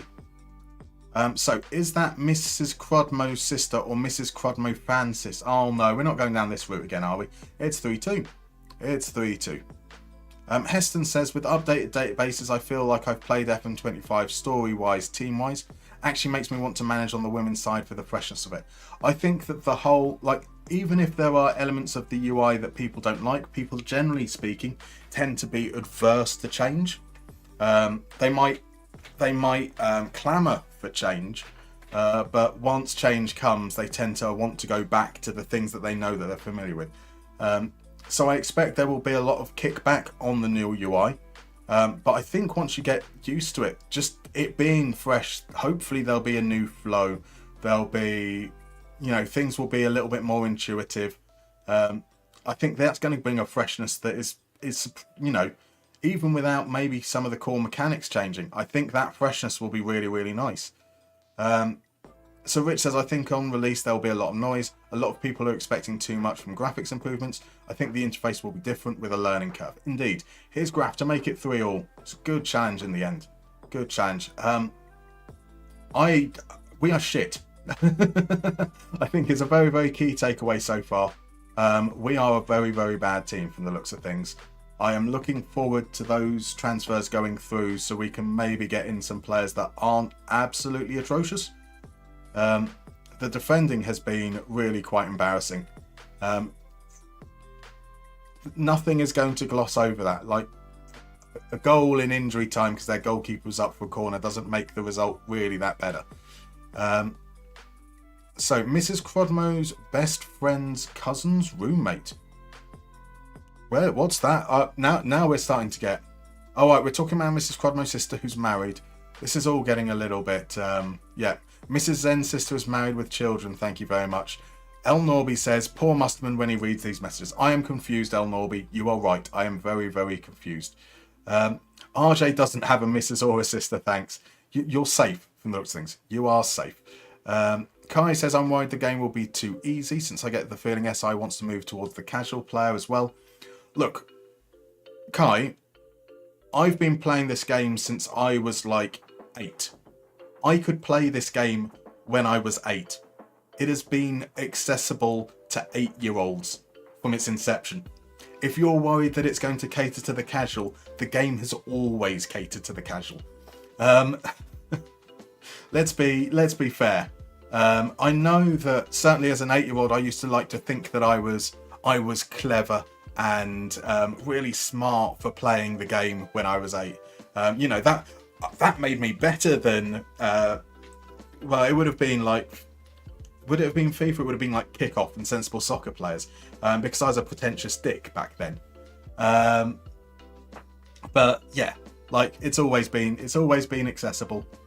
And those casuals, I don't know what you're defining as someone who's casual, but 10 years ago, the game had like 1 million players. Last year, it had like 13 million players. If they're all casuals, then like that's a little bit unfair just because they've only got into the game recently. So yeah, I will always defend any accusations against the game being made for casuals, or even the idea that a certain type of fan could ever be considered a casual. All fans are welcome, all fans are loved.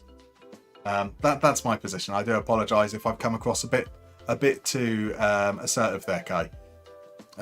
Right, Adam needs a break from editing to go lurk for a bit and chuck some hours. Fair enough. I don't blame you. After a big editing session last night, I can definitely appreciate that.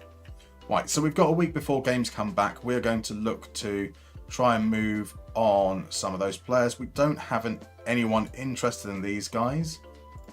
Doesn't even offer me a chance to offer them out. So 7% or 8%, 7%. They're both at the bottom end of the values there. Hire an intermediary. No one's interested in Becca. No one's interested in Massimo. Still, no. I'm quite happy to just get these players off the books, even if it means we have to pay someone to do so. Nürnberger, there's no interest in Nürnberger at the moment. 4.6 million, that should be all right. Andres Muller, we took off. Anyone for Ampadu Riafa? No. Looks like we're stuck with him. Held. Vey. An intermediary. Yay, we can. Oh, there's almost a decent amount of money for Vey. I mean, not like that changes anything greatly for us, but I was expecting most of the youth players to go for like £5,000 at most. Well, €5,000 even. £1 million offer. That's good to me. For a guy whose contract is about to be up. And then Schossler. Intermediary. Yay, 30k will do. So I think if we sell all of them, we should end up with probably around 30 or 40,000 in the wage budget, and then we can see how things are going. That's fine. He's going to be leaving on a free contract at the end of the season anyway. I think we might end up pushing up to a 4-3-3. Now that I'm looking at the kind of players that we're looking to get rid of, then we can look through the remaining guys in our shortlist. And the end of the month's going to be pretty damn hectic in that regards. So Lukmar is worried too. There will always be ways to handicap yourself and make it harder for you. You always have that option. Absolutely. Coritiba's still playing FM23, so is in no hurry. Like, that's one of the wonders of yearly release games, is you don't have to buy them every year. Jay says, has there ever been a new UI that a user base has enjoyed? Exactly. Oh, what's this nonsense here? Yep, sure, we don't want him. We don't have to pay any wages, that's fine. 1 million for him's fine. It's a loan offer. It's a loan offer with an optional fee. It is quite a good offer. I can't negotiate though. We need to reject that. Like, I'm still going to be paying like £9 a week to not have him here. Actually, £9 a week, but we're going to get money. Yeah, 21 off the wage budget. That's fine. we are probably going to have a very, very thin squad for the game against Hansa. So let's look at some of the defensive midfield options in particular. So if we move to a 4-3-3 potentially, let's copy this. What the 4-3-3 would look like would be still probably very much the same roles. Centre midfield on attack, and he's probably going to be something a little bit more crafty. So he is an advanced playmaker generally. So you'd probably be looking there at advanced playmaker. Definitely then going to look at can he roaming playmaker? Maybe he can roaming playmaker. Player that gets forward. He's just the shadow striker still. He's still an inverted winger. He's still a winger. We would have Muller, who is more of a defensive option there. We need an attacking midfielder. So someone that can cover, two players that can cover here, still need a right winger. That takes a lot of the burden off needing a target forward. So let's see what we've got in terms of central midfielder type players. Let's go by position. These are the players that are on the availables on transfers potentially. So Dan Basis says chat is very confusing tonight. It absolutely is. I'm also I'm not able to keep up with chat, so I do apologise if I've missed any of your messages as we're looking through this stuff here. Salafu was a player that's been bid on by a load of clubs, which suggests he might be okay. He is more defensive. He's suggested to be an anchor. He's kind of okay all round. No injury concerns. It's not played, like this doesn't matter. He's only played 139 minutes. 1.9 million is probably a little on the dear side for us. Aldolanis, not played enough, but he's in Germany right now, more of a segundo volante. Plays short, simple passes, not necessarily what I'm looking at. Ball winner. It's a segundo volante. Augsburg's second team, where he's been playing for Augsburg's second team. Obviously not at a level that's particularly comparable, but he is creative. He is good in terms of possession metrics. Likes to dribble with the ball. I think there's something we could do there with him potentially. Big matches, not much of a concern for me. Very one-footed. He is right-footed. Not very good in terms of off the ball. Not really affecting the goal scoring column there. Then Kaliskan. Good beard on Kaliskan. Can't finish. Does not ball past opponent. Is injury prone. No one necessarily stands out. I mean, like the defender who's a ball winner, I'm guessing isn't going to be. Yeah, nothing there seems to be particularly exciting, at least. If we move up to midfield, that's just Salafu and Burnich. No one in the attacking midfield. But if we look at loans, do we have any options? We do. We have Camberaj as an anchor. And Fechner as a ball-winning midfielder. So Fechner perhaps has depth. The attacking midfield slots, we have Kyra Cole. He can't. Bad off the ball, bad finishing, bad passing, not much acceleration. Alban Kalmendi. Professional. Can only play as an attacking midfielder though. Good technique, good off the ball, good finishing. Can't pass, quite slow. Okay, so we might be screwed, in fact, in terms of midfielders. That's always a good sign. Do we have any players that can play inside? Steve Albert, a player on loan potentially. Is winger is a need, so we can look at that. He's got okay acceleration, pace, dribbling, crossing. His movement isn't great.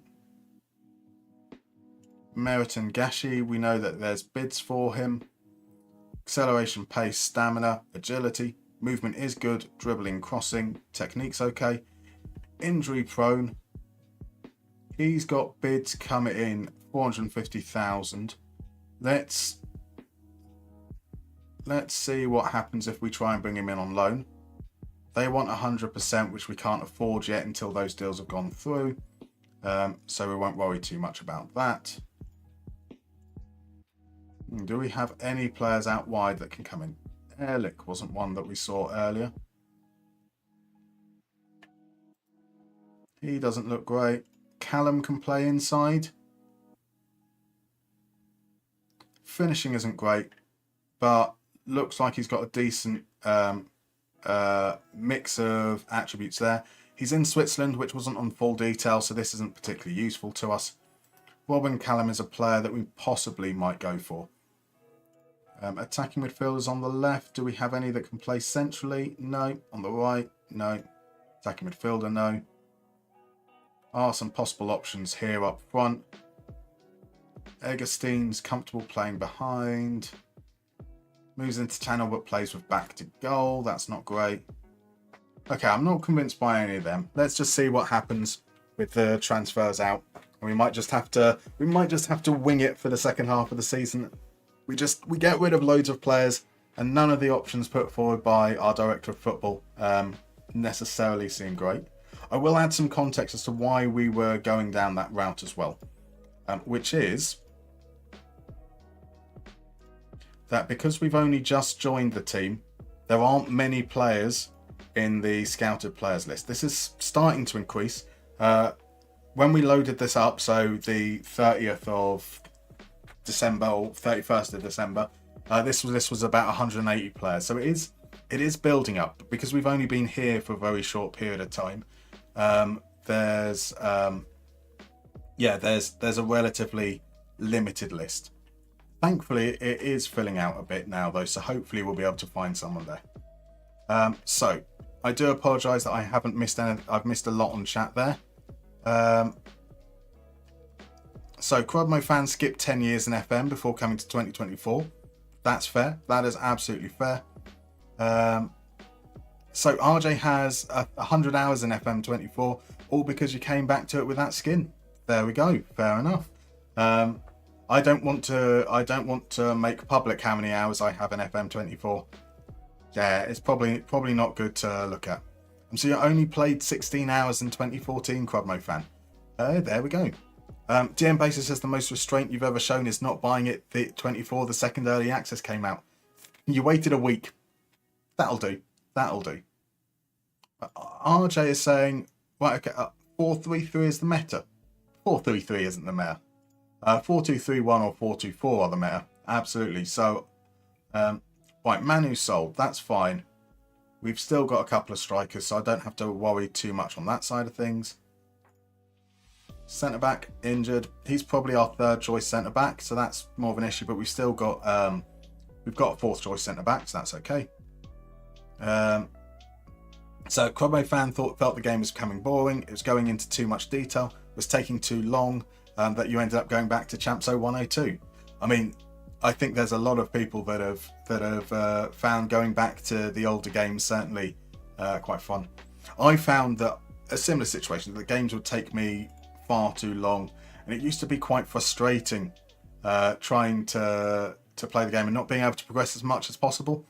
To the extent that I eventually got to the point where I was like, okay, let's just never put any pressure or expectation that I'll ever even get a whole season complete. We're going to play slow. We're going to just let it come as it is, and try and remove the stress related to the game feeling much slower than it used to.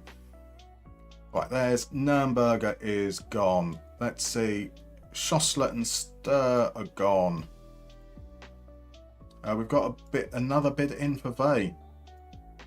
It is 160k up front. I'm quite happy to deal with that.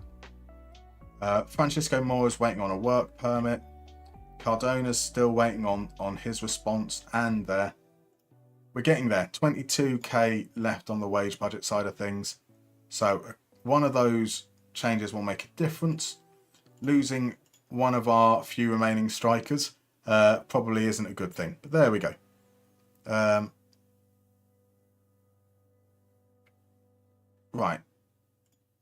A few more days. I don't know what we're going to do about midfielders. Eek. So that's why they introduced FM Touch. That is a very, very fair point. The whole idea of it being a little bit more lightweight. It's brilliant, brilliant.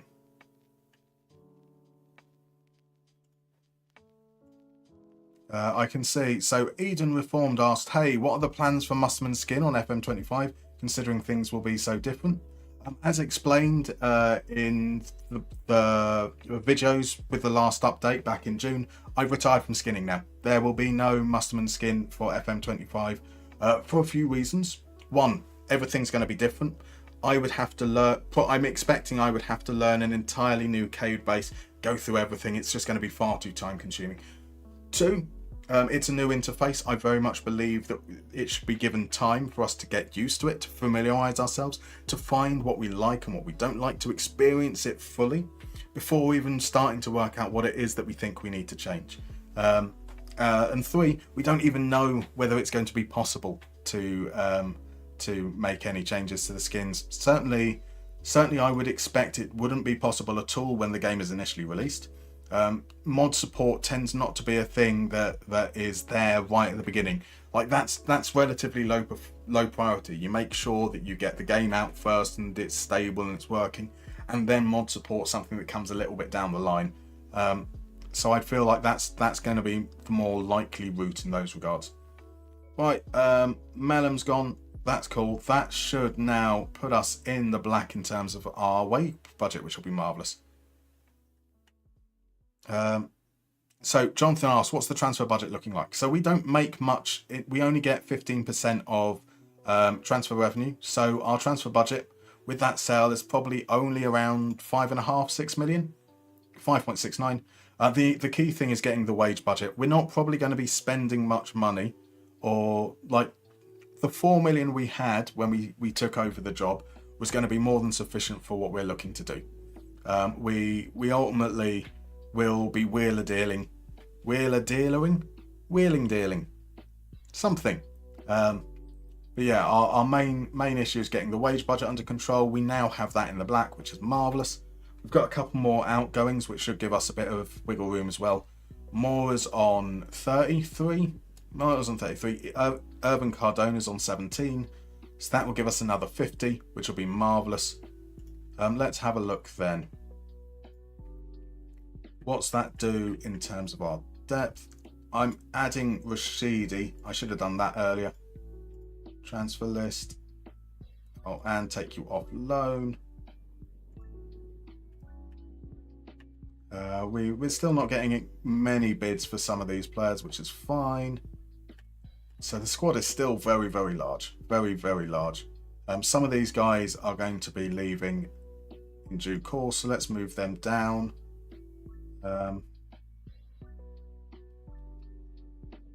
That's Schossler as well. So only a couple so far.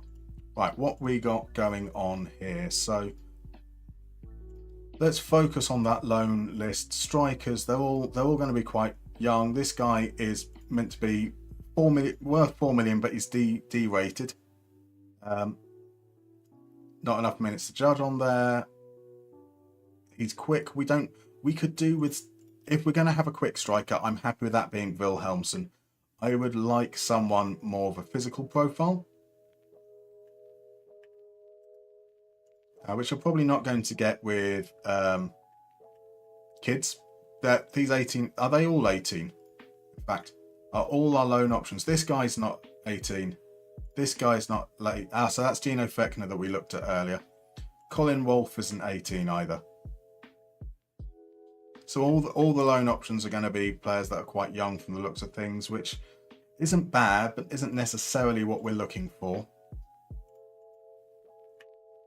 From the transfer listed options here, so we've got enough players in defence. That's fine. And Christoph Ehrlich we looked at as possibly, no, he wasn't the one who was everything. Who was it? It's Robin Cullum. Between 220k and 2.2k. We can't base anything off the statistics there, but seems to be quite well rounded, so we can look at that. Right, so we've got 84-85. I haven't seen that. CM or FM. 84-85. That's interesting. That is interesting. So Crubmo Fan says it's 4CM made by multiple creators working on the same database, so it's got a lot of leagues fleshed out. That seems quite fun. Thank you for the hydrate, Hollyflower. Necrosis just got his Iranian 10 win the Golden Boy Award after I bought him from an Iranian team for 2.3 million in my Schalke save. First time that happened to me. Congratulations, sir. That is marvellous. Only had him for half a season as well. Lannister Massive Fan, will I still play attributeless if possible? So, I'm not making any plans at this point for how I'm going to play in FM25, because I don't know anything about FM25 right now. If I start making plans and those things don't become possible, I end up disappointed, and that's all because I've convinced myself I'm going to do something. So essentially, I have absolutely no idea, because I can't. If when they said that they were moving the player chalkboard, that means that we lose access to a whole load of stats. And I've gone, when FM25 is coming around, I'm going to play this really stat-driven approach, and there aren't any stats. I've worked myself up into this thing that isn't possible. So we will just play it by ear. We'll wait until we've actually got some news, and then see where we can go from there. Obviously, I'd like to play attributeless, but I also need to know what the possibilities are there, what kind of information we get in game, how it's going to be possible to actually do that, as to whether we would be able to. So Welsh Smithy reckons we need a little bit of Harry Redknapp to help us wheel and deal. Absolutely. Robin Callum, let's see what the deal is with him. Oh, I pressed the wrong thing there. Ask about availability. He's on 9 grand a week. He wants 25k. I have zero interest in that. We specifically look for players under 12k because we don't really want to be spending big money. So can Johannes Egerstein play? Yes, he can play deep enough. He likes to play with back to goal, but what would he be like if we were playing him from midfield? What's the deal with Egerstein? 16k is still a bit on the high side. It costs 2.3 million. Minimum fee release clause, and he'd want a release clause at 3.5 million. If we say that's too much, if we can get him under 15 or at 15, I'm fine. I'm not sure. Like 2.3, I'm fine with that. That will eat up a reasonable chunk, but that's not the worst thing in the world. Weatherton is more of a big boy, isn't he? No, he's only 5'11". He bullied us in the air. He bullied us in the air when we played against him. So, what does it say there? Balance is one of his best skills. Nothing about him being particularly good aerially. Surprised by that. I am surprised by that. So I do apologise where we're going. I spent a few months trying to work out a way to export that database to an Excel file that you could then import to FM24, but it couldn't get it to work. That's a shame. That's a shame. Budmo, no one wants disappointed Musterman. Everyone wants disappointed Musterman. It's not the statistics! It's not the statistics! You tell me! How do you measure somebody that could balance a balloon in a wind tunnel on a needle? It's not the statistics. It's not the statistics. For Verdi, thank you very much for the resubscription with your Prime as well. You only get one of them. I really appreciate that you've chosen to use it here. I hope you're doing well. I hope you're doing well. Yeah, surely a disappointing Musterman's the best thing. We love a little bit of Schadenfreude. Right, so yeah, Egerstein could be that player that we play as kind of like a Mazzari type central midfield attack, someone who's going to get forwards and attack the box from deep. Those seem to be the options there. Let's have a look at who we've got in our scout reports that we could possibly work on. So if we say accomplished in both those positions and interested in a transfer, there's quite a few. Here's a player that we know very little about, Marcelino Nunes. Nothing in his career so far suggests that he's going to be a goal scorer, so let's not waste our time with him. Gabriel Vidovic has played 423 minutes. That's not the worst as an attacking midfielder. Not necessarily getting into goal scoring positions from there. Semi-creative, doesn't dribble. Not that great from a performance standpoint. Kind of okay from an attribute viewpoint. Off the ball, finishing, passing. Pace is a little bit on the slow side. Abil. Not played enough that we can judge there. We don't have a full picture of his attributes right now. Value is on the low side, which is good. He's currently playing in the under-20s. Very little senior team experience, so we'll give him a pass for the time being. Schadenfreude, he was a sweeper for Carl Zeiss Jena from 1970 to 78. Beautiful, beautiful. If you ever signed Kevin Schade and he scored for you, you would feel some Schadenfreude. Beautiful. Hey, just finished the Roma vid. Welcome in, Mr. Tunafish. I hope you enjoyed it. If not, I don't want to know. No. I'm always open to some feedback. Right, so now I'm not 100% certain of this, but I think Clive Walker, first man to miss a penalty in a major cup final. Also, Norwich didn't even score. We did it for them. And the own goal from Chisholm. There's some good memory. Quadmo, if only the Germans had a word for Schadenfreude. Indeed. I heard they use the same one. They should come up with their own words. That's just disgraceful. Ibarra is a ball-winning midfielder, not someone who's more attacking. James Sands, described as a halfback, doesn't do the attacking things. John Swift's wages are too high. Silla Roglu hasn't played that much. We don't have a full picture on him, but his finishing is poor. Again, not much of a history of scoring goals from midfield there. Brewster's wages are too high. Guido is unavailable because he's out on loan.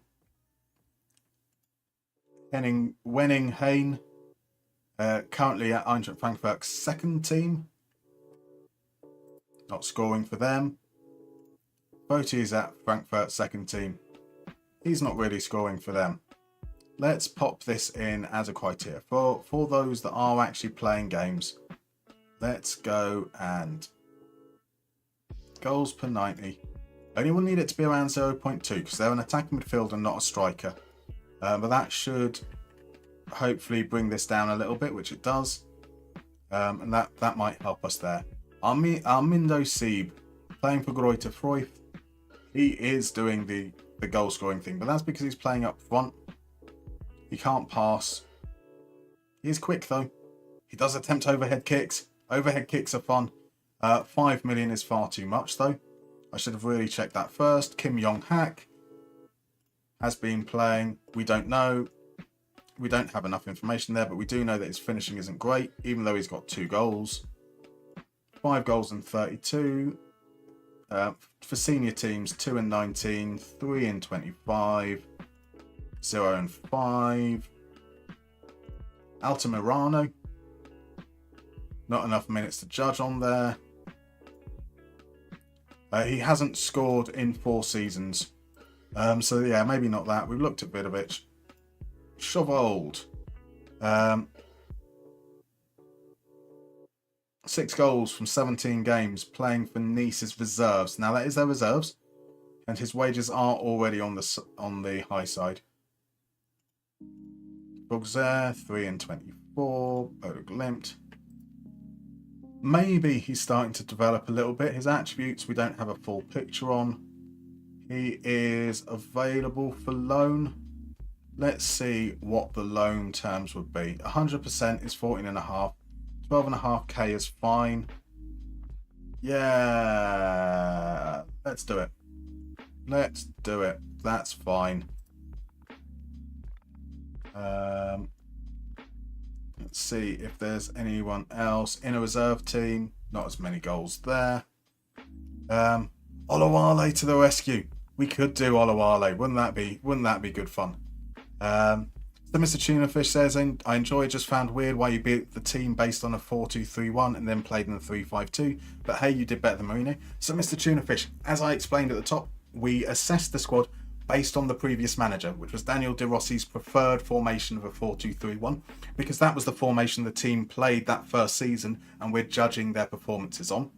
And then we assessed the team and decided that a 3-5-2 would be the best way that we could get essentially that midfield that we wanted together. Right, so Lookmar says, we had such a word once at a time, but the English came and stole it from us. That you could almost describe as Schadenfreude even. So it's Friday, you're good. You are good. FM Boss is in. Welcome in, my dude. It's Dilf Day today. It is. Right. We have a break coming up, which is perfect because we've got a mystery game redeemed as well. So I'll be back in about 3 to 4 minutes, and then we'll play a little mystery game. I'll see you guys then.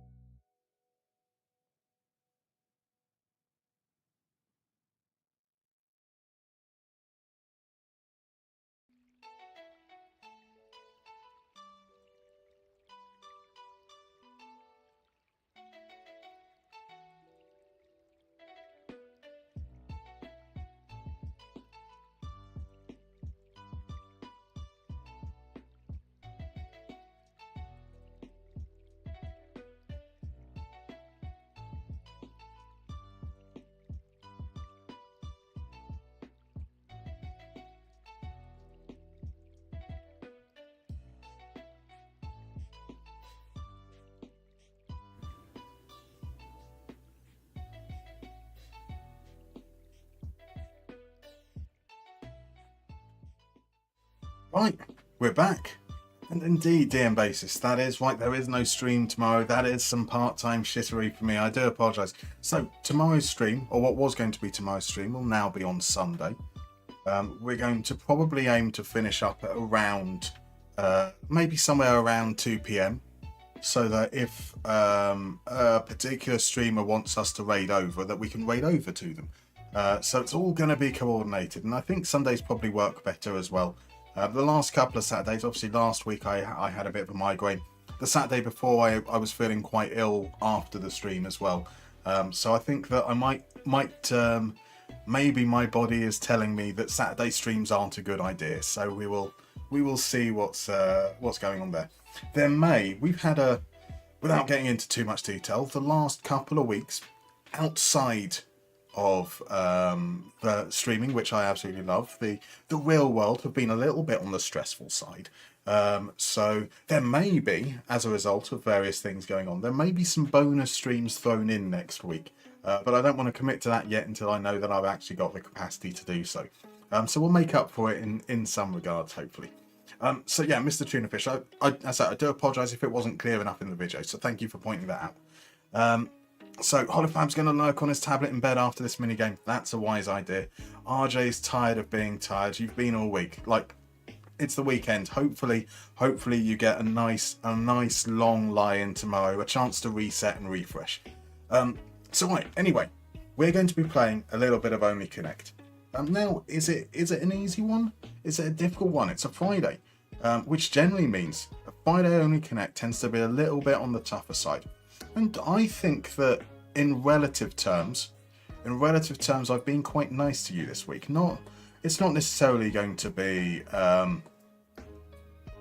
easy or straightforward. It might be. Who knows? You might get it straight away. But it's not going to be quite as abstract as normal.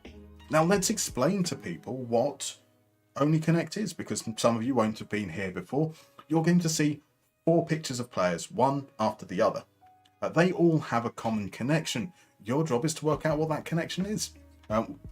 Once you think you know, even if you don't think you know, you just want to throw an idea out there, chuck it in the chat. The earlier you guess, the more points you get. The points you get, there's a scoreboard down there. We run a weekly one.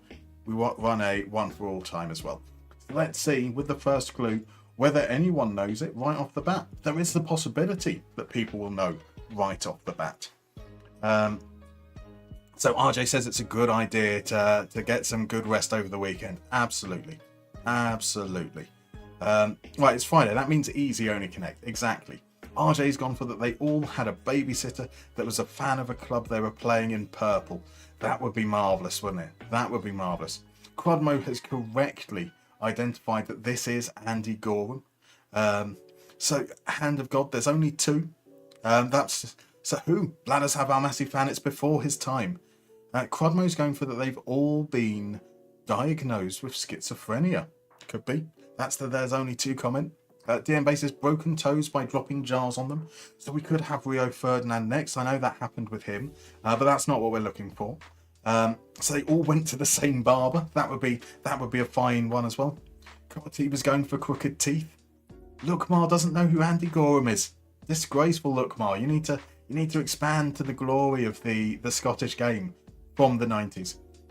Adam's gone for play for both Rangers and United. Fine guess. It's not that, unfortunately. We've gone for Quadmo's fans gone for Norwich and Rangers. Another fine guess. It's not that, I'm afraid.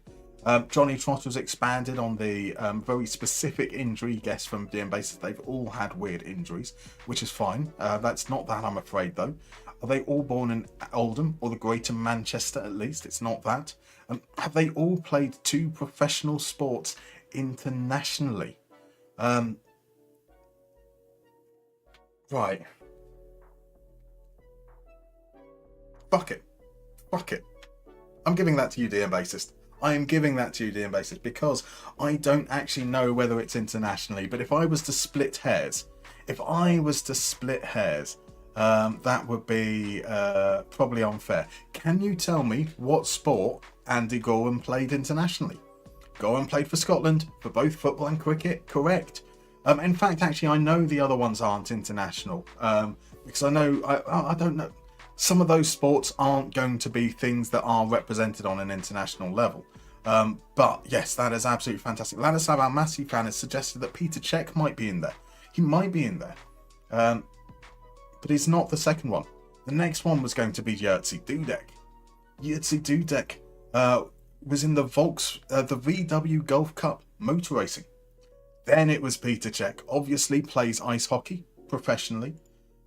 And finally, the most recent, the one that's received a lot of news recently, it is indeed Diego Forlan. They have all played another sport competitively. So that's phenomenal work. Absolutely phenomenal work there, DM Bassist. So I said, someone might get it off the top. They did. DM Basis picking up an astonishing 5 points there. Nice. Marvellous work. Marvellous work indeed. Is there going to be an extra point for DM Basis? He'd be lucky. He'd be lucky. He's done very well to get 5. So he played for your local ice hockey team. Interesting. Perfect. Couldn't happen to a nicer chap indeed. Like, we have the applause coming out. Johnny Trotter's applaud, Quadmo Fanner's applaud, and then RJ in with 4 applause, Levi with 3, El Norby with 3. The multiple applauses are absolutely worth it. So we only got it because it was Gorham. Anybody else first and there was no chance. One of the few perks of being a Rangers fan. Absolutely. Now, I was hoping that, like, had you not got it, the fact that we started off with 3 goalkeepers as well, I thought might throw people off the scent, but we got there.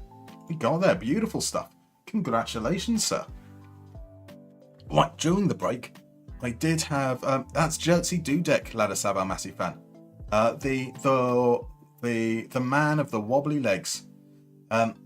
Whilst we're doing it, I was having a little look through here, and I do think that maybe we could, like, we're probably not in a position to, like, get promotion this season. We're certainly not going to make any impact in, say, the domestic cups. You could say that this season we're going to win Forkall. So do we want to sign Dustin Forkall? The short answer, of course, is probably not, because he can't pass. He's not necessarily that bad. Like, he can score, his off the ball's good, dribbling, crossing is okay, he can play behind the striker. So a player I'm going to add to my shortlist. I'm certainly, like, maybe there's something we can work with there. He's at Nuremberg, so he's in the same division. The likelihood that they'd want to loan him is relatively small. But let's see what the deal would be, actually. Oh, yeah, let's speak there. Wage around 5.75. Okay, I like that. Let's approach to sign. Wants to be a fringe player, which is fine. Yearly wage rise is a no. Top division wage rise is 10%. Let's pop it at 3-year contract on 5k, see what they come back with. 6.5k, we'll remove that and we'll say 5.75. We can agree around 6.25. I'd be very happy with that. Beautiful. His contract's due to expire as well, so hopefully if that goes through, we can then do the buy now thing. So that's what I'm hoping for. So I have to sign someone called Forkall. He'd be a Forkall brilliant signing. His value is Forkall. Chances of signing him, Forkall. This is Fork nominal. Isn't he 3 votes? So yeah, we can get him on a free. Obviously, right now we are very much looking for things that are going to help us in the short term. So we're approaching him on a free in the hope that we can buy him in this transfer window. Maybe they're going to ask for somewhere near the bottom end of that valuation. So we should have used Anthony because he's a professional footballer and a professional dancer. There we go. The other player I was looking at is Oliver Cooper at Swansea. So he's been a bit part player, 4 goals in, that is about the equivalent of 12 games. So roughly a 1 in 3 isn't bad for an attacking midfielder. And we can see there, he's not very creative, like doesn't create any chance at all, but we are looking more at someone who's going to attack the box and be the secondary goal threat. We don't have full picture on his attributes. Now that's only 1 goal in the league, but he's been close to double figures most seasons, so someone we could possibly keep an eye on. Again, he's going to be out of contract, so we could potentially sign him. I will add him to the shortlist. I'm not going to jump on that though right away. We'll see what happens with Forkall. But Oliver Cooper, he's only on 3,700, so maybe someone who ends up being quite affordable in that respect as well. So my knowledge of Scottish goalies from the 90s, Forkall, beautiful. And that's pretty much that list of players in our scouting there. So even Pavlich is 5 goals. Again, that's around the same amount, about 12 games. That's pretty impressive. He's more creative. He's transfer listed, £4,000 a week at the moment at Strasbourg. That's in Strasbourg's reserves though. Who are in the National 2 at Canberra, 4 and 15. Playing at a better level. Granted, when he was younger, didn't really get much game time at all for Portimonense. When he played for Strasbourg in Ligue 1, he did score some goals, 2 in 10. Then 2 the following season, but didn't get a rating. Let's just ask for a little bit more of information on him. So that will certainly help in terms of improving our options in the centre. We also want options on the right. So midfielder right, we're going to look at expected assists.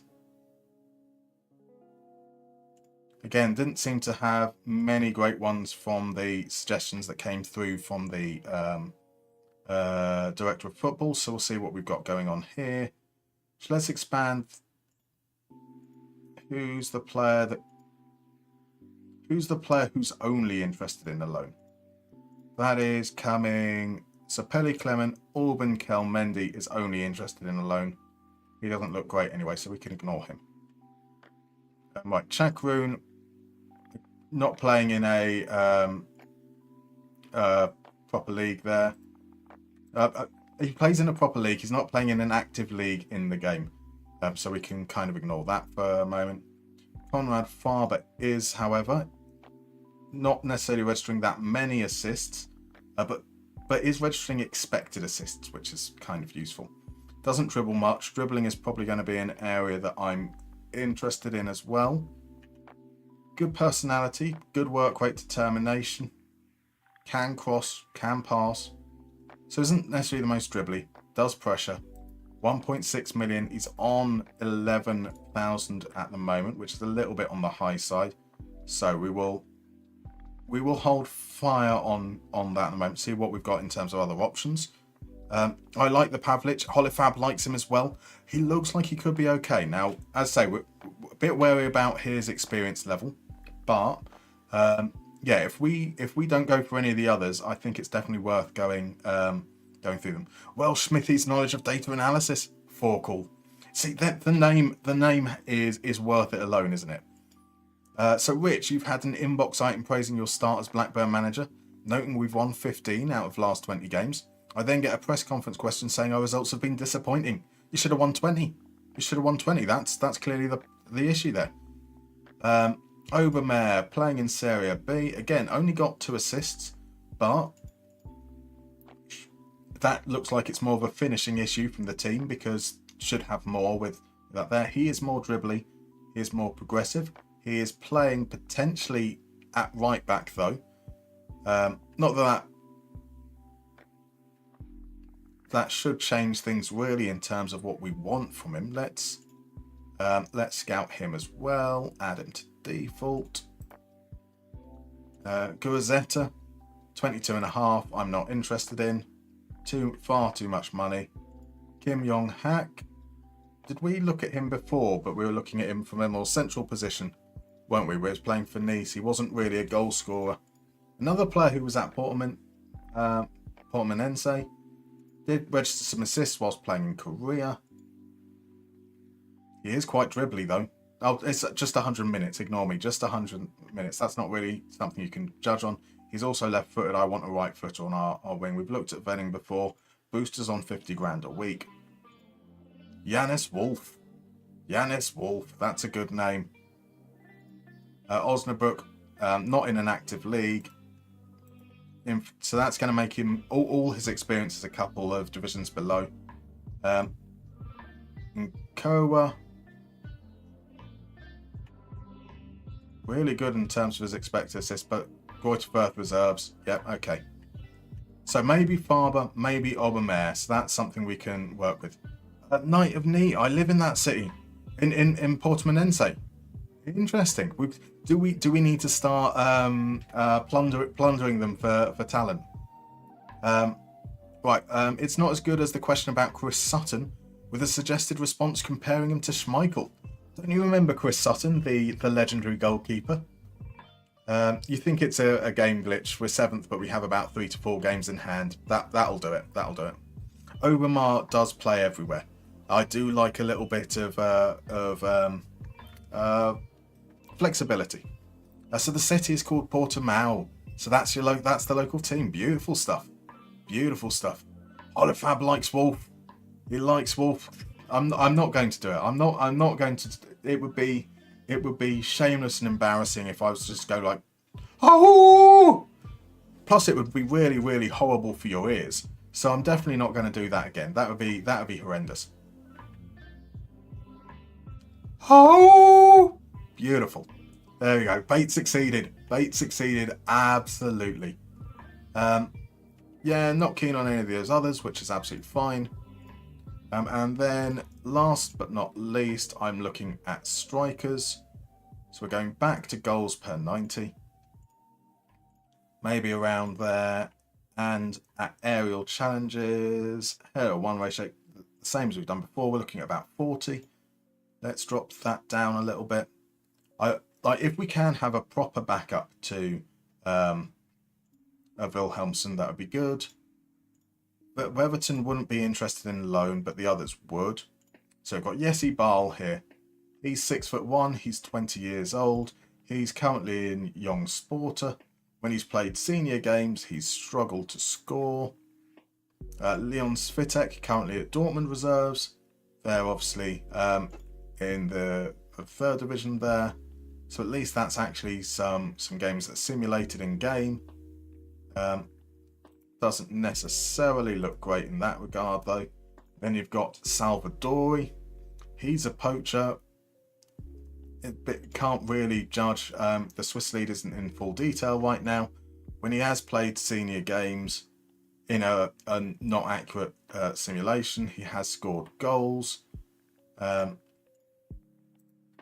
Let's have a look here. He's 5'10". He can't jump.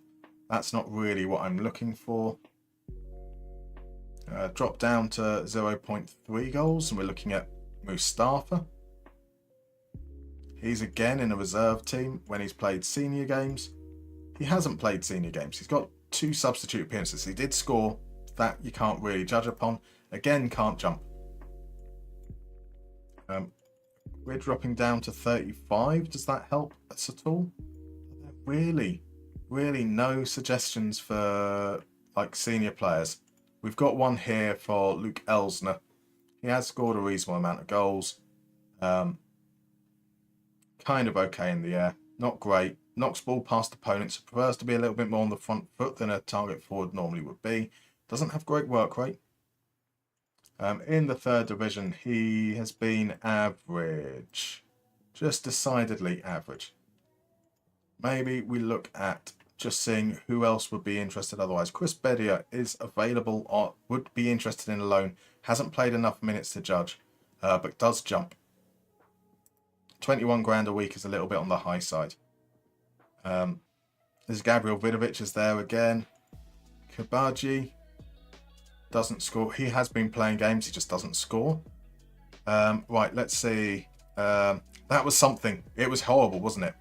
So place plus Ense is one way to say local from here in Portugal. Ah, perfect. Well, Smithy, I woke your dog up. I'm so sorry. I scared your neighbour's cat. I'm sorry as well. Set off your car alarm. Shattered your water glass. I can only apologise earnestly and sincerely. Pronounce the team. Do it, says Necrosis. Which team did you want me to pronounce? Which team did you want me to pronounce? I do apologise. So a person from Porto would be Portuense, but a person from Lisbon is a Lisboeta. I thought they were a lesbian. Shows you I can't keep up with this modern parlance. So Erzgebirge Au. I know all my pronunciation is going to be wrong. I'm not scared to get pronunciations wrong of teams. That's going to happen a lot. So I do apologise. They are the Die Schachtscheiße. What is Schachtscheiße? My team mentioned. Well, hey. I do apologise. I do apologise for the pronunciation. If it's someone's team, that's even worse. I'm sorry, Lukmar. Finn Azaz is a striker. Finn Azaz is a striker. Definitely wouldn't be what I would expect there. Let's actually just look by age. What kind of results are we getting through? Because I would like somebody... so I'm going to keep an eye on Bedia. His 21k a week doesn't fill me with great faith. Did we look at iHorst earlier? He hasn't played much. He's 6'3". He can jump. He can't head. Ellis Sims is on 18.5. Ellis Sims has scored for me in the past. And he's got a wanted thing. He is transfer listed. He's 18.5. That might be. We could see what the deal is with his contract demands because his contract is up at the end of the season. But he's not getting the game time to judge on. His header win rate isn't great there, but I know that he can be. So, guten Nacht, Lukmar. Good night indeed. So, I'm not actually going to go, though. Lots of odd exceptions. There are a lot of odd exceptions. Ellis Sims is just fun. I think if you ask a Coventry fan, fun probably isn't the word that's high up their agenda. We were looking at Vidovic as an central midfielder. He's definitely not a striker, a target forward that we're looking for. Looking at those attributes. Mikkelbrink on the Mikkelbrink of success.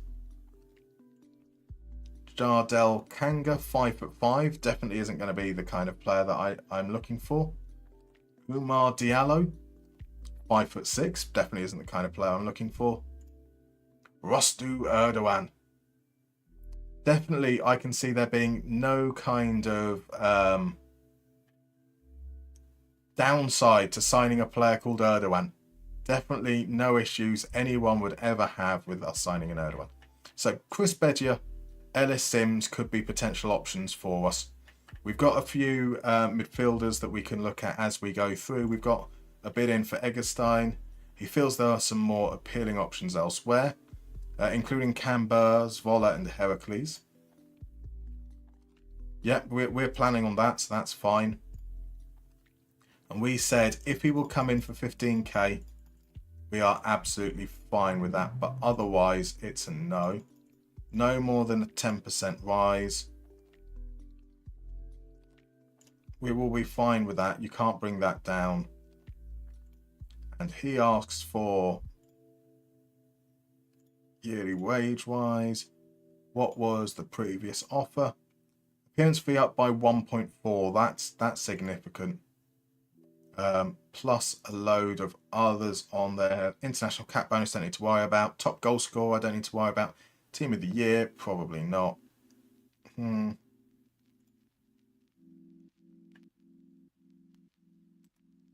So we'll walk away from that. We will walk away from that. We've got that loan offer in for Shovold, so he can potentially be the answer. And then we've got those other bids in for Dustin Forkel and potentially one of the other midfielders. So I think we should be okay there. I think we should be okay. Right, so if you need a TF, I had Keon Etete at Coventry. Did great. That's a fabulous suggestion. Right, Mora is gone. Etete. I'm sure surely he's going to be well beyond our budget. Maybe not. Maybe not. 8,750 per week isn't too bad. We can certainly we'll keep an eye. If either of those others aren't plausible, then we will start. Once we get into panic mode, we will start taking recommendations. So Shack Scheisser literally means mine workers that shit in the mine shaft. Fair. We need a full Krug 2.0. I wouldn't mind a full Krug. Certainly, like at the moment, I am being very, very short term. I will be honest. That's so. What is 15% of 8 million? That's going to be like 1.2 million's just been added to the budget. We're now up to 54k, which is great. So possible inverted winger. possible central midfielder. Going to pop to these default guys here by position. So we've got a week on scouting Pavlich. If we don't like the look of Pavlich, we'll go in for Cooper. That's absolutely fine there. We're waiting for the scout reports on the guys on the right. The Robin Callum situation fell through. His wage demands I wasn't happy with. Let's see. Right, there is a bid in for Bedia. They're all bidding 0. Werder Bremen, Coventry, Kaiserslautern. Maybe it's okay. What's his demands? 14 to 17 isn't too bad. Wants to start the majority of matches I'm not necessarily sure about. Deal with Sims. 13 to 17, that I like the sound of. Right, he wants to start the majority of matches. I feel more confident about him starting. Let's see though, if we can say squad player, and then you need to prove yourself, which is, can't I give him a... Let's start with squad player. Let's try and up it and see. Like that way, if he's a bit rubbish, he might be willing to accept not moving up as well. Right, 15 is generally my break point here. We will say 10%. I'm happy to give him an extension. Let's get this out the way with straight away. Let's make it clear we're saying no, there is no yearly wage rise in there. 14k, perfect. I'm happy with that. I am absolutely happy with that. Right, so you're currently in FIFA career mode and Ellis Sims is your striker. There we go. Right, so the Scheiße is also used to refer to Schalke. Is it common for Germans to shit in the mine? Is this a thing that all mine workers... I suppose if you're in a mine, you probably need to shit at some point. So why not do it in the middle of the shaft? So Erdogan shout is legendary. Yeah, Isaac, I think that's opening up a can of worms. Appropriate Isaac Worm that I'd be opening up a can of worms. Holy bonuses, says Maeve. Absolutely. That was a little bit on the extreme side, wasn't it? Carl Hudlin is always a great target forward. Again, we'll keep that in mind. I think, though, it looks like Ellis Sims is going to be the one. Elias Sard, Johannes Eggestein, and Fabian Rees. Your old St. Pauli front three. Fabian Rees is great in this game. That is true. Stefan Kiesling is probably still kicking about somewhere with his oddly min-max attribute distribution. What a legend he is. What a legend. Right, Damon's in. Welcome in, Damon. How you doing, my dude? I hope you are having a fabulous, fabulous Friday. Obermeier is a Filipino international. It does appear that way. It does appear that way. Right, that's a record transfer fee with Francesco Moore. Marvellous stuff. Leopold Worm was someone who came up in our scouting. We don't need a centre-back right now. But would you still love me if I was a worm? Would you still love Leopold if he was still a worm? Well, he is still a worm. Lecce have come in for Ellis. That's a slight concern. Like, surely you'd choose Lecce over us. Actually, well, would you? Would you? Lecce are looking like relegation candidates, but we're relegation candidates in the Zweite Bundesliga. So don't know about EFC. Just know that he's tall as hell. Fair. Right, so I don't know if it's still the case, but on earlier FIFAs he was super quick and very OP. It's not the statistics! It's not the statistics!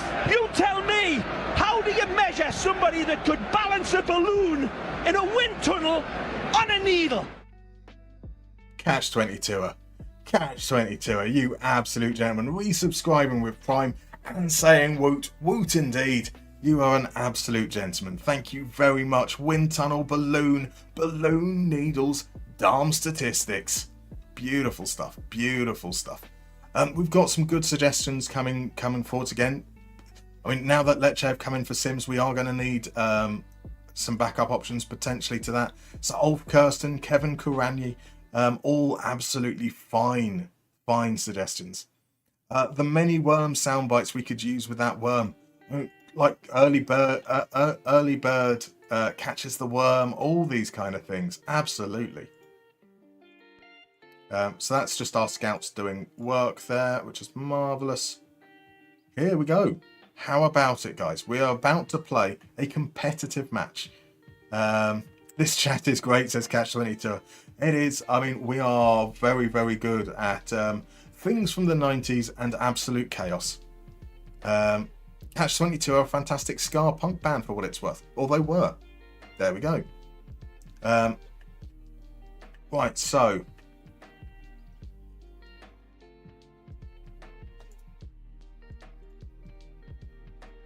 do we go with that?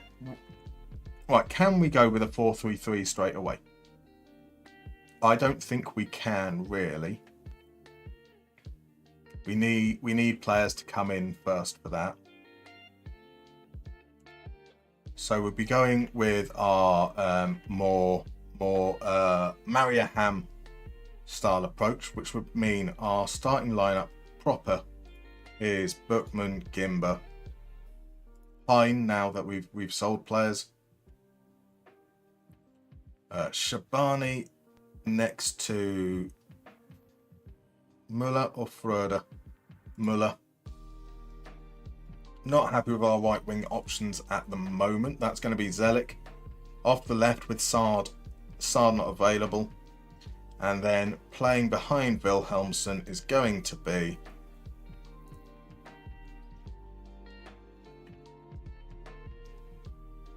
Cardona. It would have been Torsiello, but whilst we wait for Cardona to be sold, what will happen now is he'll have a big injury, which will ruin that. Tyrant Dua on the bench.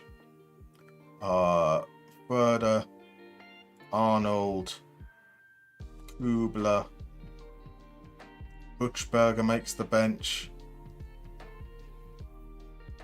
All these other players we're trying to get rid of. So from the under-19s, who do we have any strike? Let's bring in Borbely. We looked at Borbely the other day. He was a little bit rubbish. Let's bring him in. Let's bring on a 6'4" guy that can't jump or head or have any strength. Maybe not. Right. So which of these senior-ish players can? Right. He's old enough that he should be able to contribute in some way.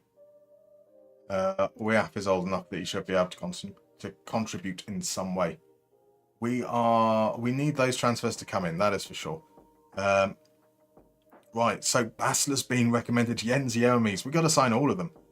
Andy Muller, the originator of one of the most famous and oft-quoted sentences of the whole of German football. Mailand or Madrid, doesn't matter as long as it's Italy. Beautiful, beautiful. So how did you determine your first team since pre-season? So we didn't have a pre-season, Quan. We joined 13 games into the season. That's why we're still very much learning about the team at the moment. We've identified a number of players that aren't good enough. We're just looking to survive this year, learn as much as we can, so that come the summer we can go really crazy with our thing. Mayland is Milan in English. I think it is. It is indeed. Yes, there's a winter break, Quan. So there were no games between the 3rd of December and 15th of January. So that's why we had the friendlies in there. Unfortunately, there's only enough time to squeeze in 3. So we have a lot of players that aren't particularly fit. Those that weren't playing much under the previous management. Going to play in a nice little orange kit. If we carry our performance, didn't we lose our last competitive game? Right.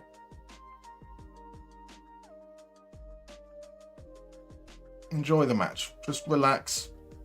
Have faith in yourself. I have faith in you. You guys can do this. You guys can absolutely do this. Right, RJ, good night, my dude. Have a lovely evening. Thank you very much for dropping by. Allegedly, Ian Rush described living in Turin when he played for Juve as like living in a foreign country. He's very astute, that Ian Rush. Very, very astute, that Ian Rush. We need a Tim Weiss-like player in goal. What, you just make like a complete unit. It is a shame that his wrestling career didn't work out. Right, another legendary football quote. If Felix Magath could have stopped the disaster of the Titanic, I don't know. But the survivors would have been in perfect physical shape. Gotta love, I mean, he would have got them to rub cheese on their knees. Come on, Delillian, even. Yes, Grodmo. Well, we're not going to come on like that. Rob to the ball. Here's Eduardo. Cuts it back to Amusa. Amusu, thankfully, deflected on its way through to Schmidt. That's a nervy start for sure. In fact, enough of a nervy start that we're going to try and tell the players just to focus, stop making silly errors. And here's Sissoko on the ball. Finds Dressel. Back out to Winter. We aren't the most pressing team. That's absolutely fine. So we're just going to kind of hold our position, make it hopefully difficult for them to move into the final third. Into Ingelsson. There's a chance. Should have been more aggressive there, Cardona. I mean, I suppose you are in conversations to leave the club. Maybe you don't have the impetus to put in a challenge. They've worked it all the way out to the right, and now here's a chance for Traore to come forward unchallenged. Eduardo with a header. That's tame and wide. Right, Andy Muller is a former assistant manager of Hungary. There we go. Quadmo was just going to say the rubbing cheese thing. Gordon Strachan was definitely great for quotes. Hello from Hong Kong, Izika 0213. Welcome on in. As I was just about to say, it must be an obscene time. 5 a.m. Oh, no one should be awake at that time. No one should be awake. Welcome in, though. That was a truly awful throw-in. Straight to the opposition, not even close to a player. And it's just one man against the defence. Wilhelmsson's in behind. Wilhelmsson, you know what that means. The team will love the goals we drop to be part of the wave. Darmstadt winning under Mika Aritalo. Oh, it feels good to get a goal sound out.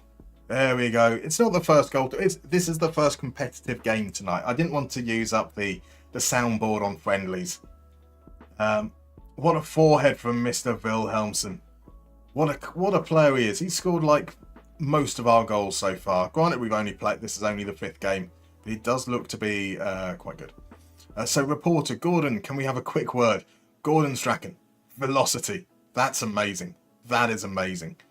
Right, we scored our only chance. We have restricted them to 4 chances, which, you know, counts for something. They are obviously, I mean, in terms of our defensive line, we're not being kept too deep, but we're not really creating anything. Now, we kind of know that. Tatsuya Itu, I don't think is our answer, or Zelic is our answer. We definitely need Sard back. I think, though, once we can switch to the 4-3-3 and have these guys higher, we should get a little bit more in terms of creativity, or at least that's the hope. That is the hope. We move tempo up as well, which is a little bit on the worrying side. Let's drop it down, but be more expressive. Ito's probably not going to last out the game. He's already a little bit tired. But yeah, let's just try a different approach. So slightly lower tempo, but let's try and maybe play through the lines once we get into the final third. That's an awful pass. We're not very good technically from the looks of things. Here's a free kick now for Hansa Rostock. Ryan will take it. It's alright. It's a good shot. Saved by Schmidt. Back into the danger area. The header, though, thankfully, was very, very, very far away. Right, so beautiful. Absolutely beautiful, says the bassist. It was. Oh, I mean, it wasn't good build-up play. We got very, very lucky with the ball coming through. Here's Ingelsson looking for the equaliser. Blazes it over. But once we were in behind, what a finish. After a difficult defeat, Lothar Matthäus once remarked, now we shouldn't put the sand in our heads. You definitely don't want to put the sand in your heads. That's a bad place for sand. Right, yep, Zelic has been rubbish. That's what we expect. Massimo will come on. Tatsuya Itu's been... Who can we push up front? We can push... Right, let's go Buschberger up there. No, that was wrong. Cardona out onto the left wing. That's what I want to do. Muller is on a yellow card as well. So on comes Froeder. Might be quite tense. We're probably going to be holding on. We're going to certainly step off the gas into the last 10 minutes or so. Try and sit out, but I don't want to go too defensive too early. So Die tot Erde die Gladiolen, the death of the Gladioles, was something from Lewis van Gaal said. Interesting. All stadium sounds on. Can you hear the stadium sounds? Because that's not enabled on my thing. Oh wait, no, that's your FM. Right, okay. Okay, cool. Right. Right, Hein is looking tired, Shabani is looking tired. So who can come on for Shabani? But let's give Borbley the debut. He's not good enough, but let's give him his debut. And Brian Hein comes off there. Cardona is in the wrong position. Cardona should have been out there. He also needs to be told to ease off tackles.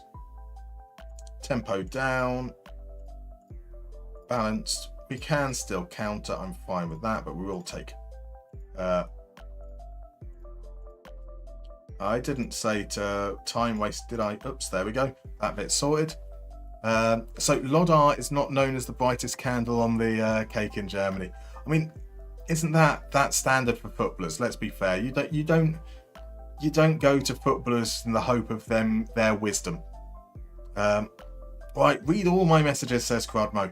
It's very, very tricky. I do assure you. Crudmo going mad. Yes, trying to focus on.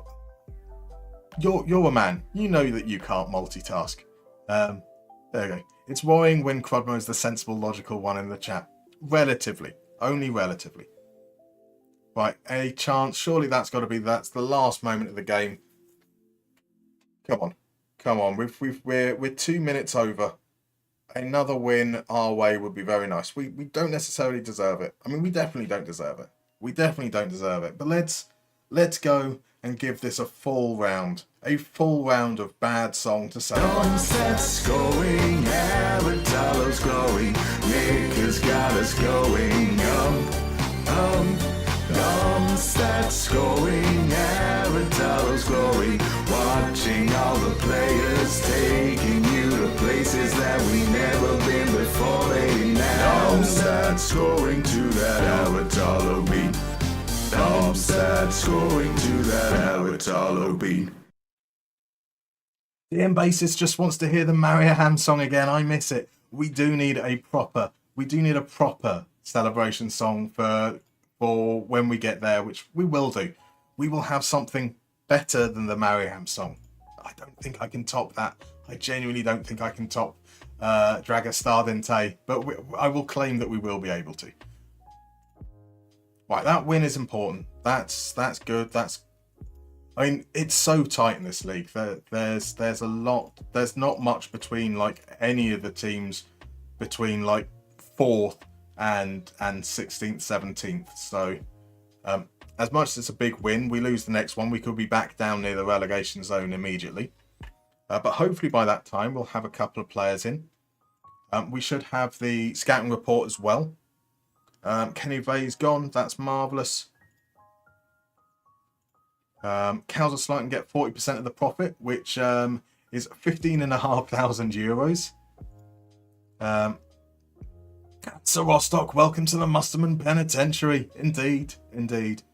I bought Oscar in another save you played this year. He was fantastic in Spain with Almeria. Marvellous. Right, during corners, Brazilian commentator Silvio Luis would say, he's gone send it to the middle of the pagode, kind of like a party. Okay. So, El Norby's asked, who got the Mariaham job after me? Let's see. Let's go and check out who's got the job. Their season hasn't started yet, so there's no real, like, proper results. Well, they've played one game in the Liga Cup. Jonas Rantanen has taken the job, so that was the Ilves manager. Interesting. A good hire, you would think. I mean, is it a good hire, actually? I mean, Ilves are one of the better teams in the league, and during that period, they only won 1 out of 4. Sure, we were the team that denied him a couple of times. let's have a look at what's happened in terms of transfers. So they loaned out Akereke. The transfer window hasn't opened. I think it opens around the 17th or 18th, and like the proper transfer window, that is. So they've loaned out Akereke. They've bought in Moises Conceição on loan. That is a winger. Don't know much about him. And they've bought in Saidou Alioum, another winger. So they're clearly their focus is on the wings there. We'll see how things go from there. Right, there's more bids coming in for Bedia. A bid's come in for Matthias Schiller. Matthias Schiller, they reckon, might be quite good. Right back, not particularly quick. Good fitness and stamina, though. Don't think there's any reason for us to look to sell him yet. 13,000 isn't great. Right, let's push that up. Let's push this up as well.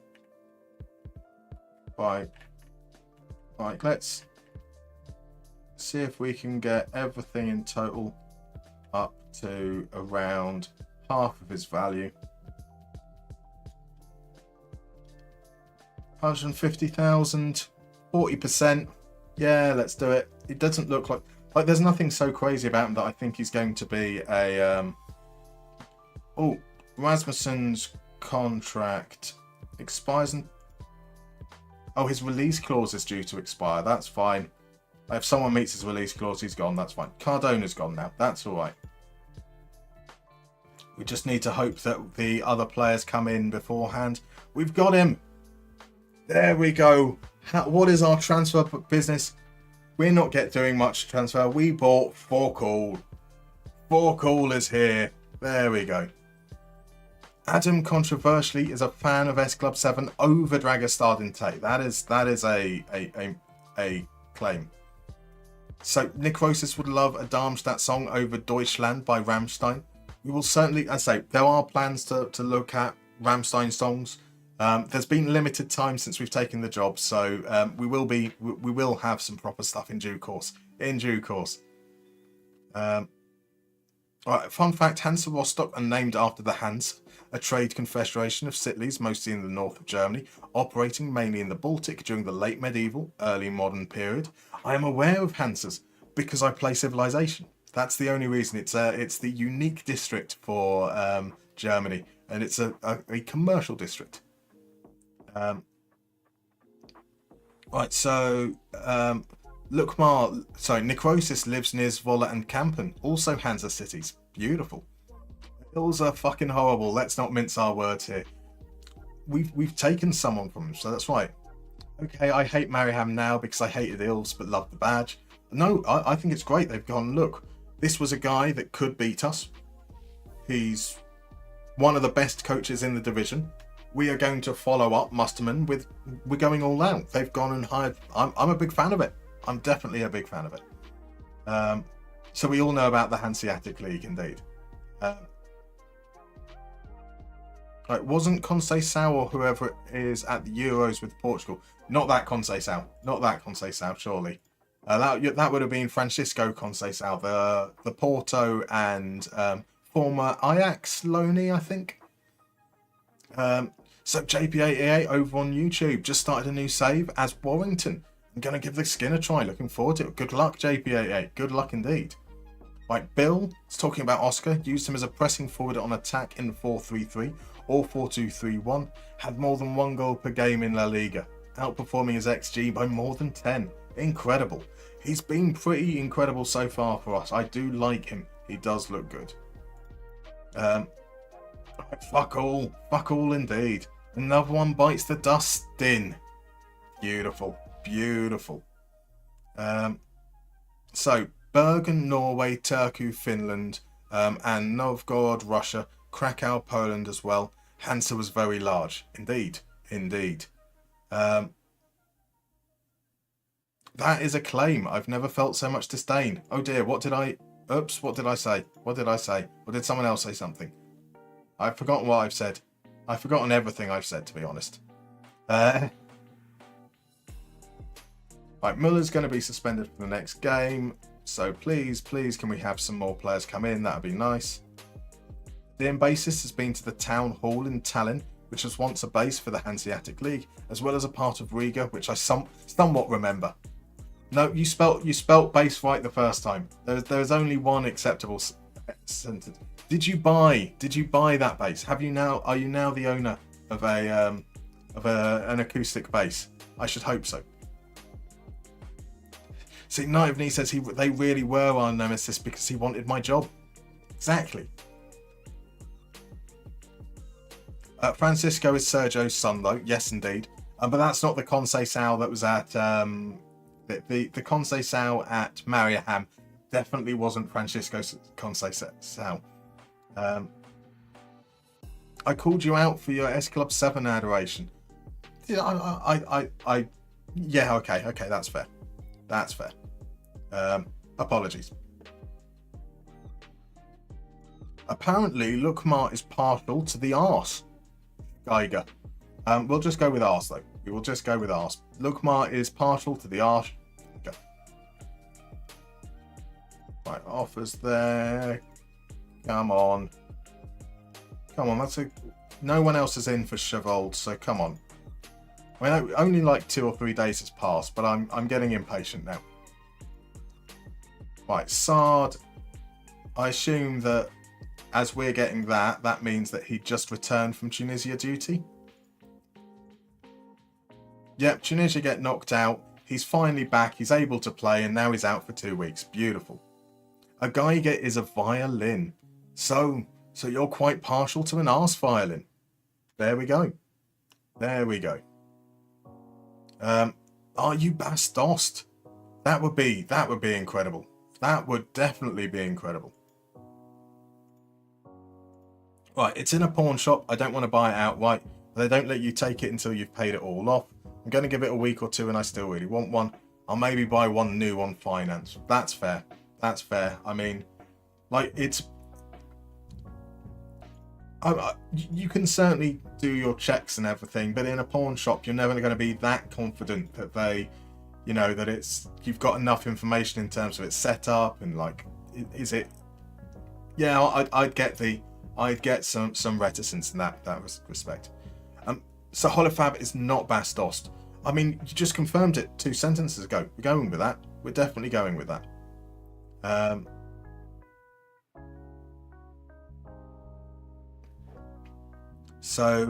Crodmo reckons that Holofab's name might be Bas van der Westhuizen, something incredibly Dutch.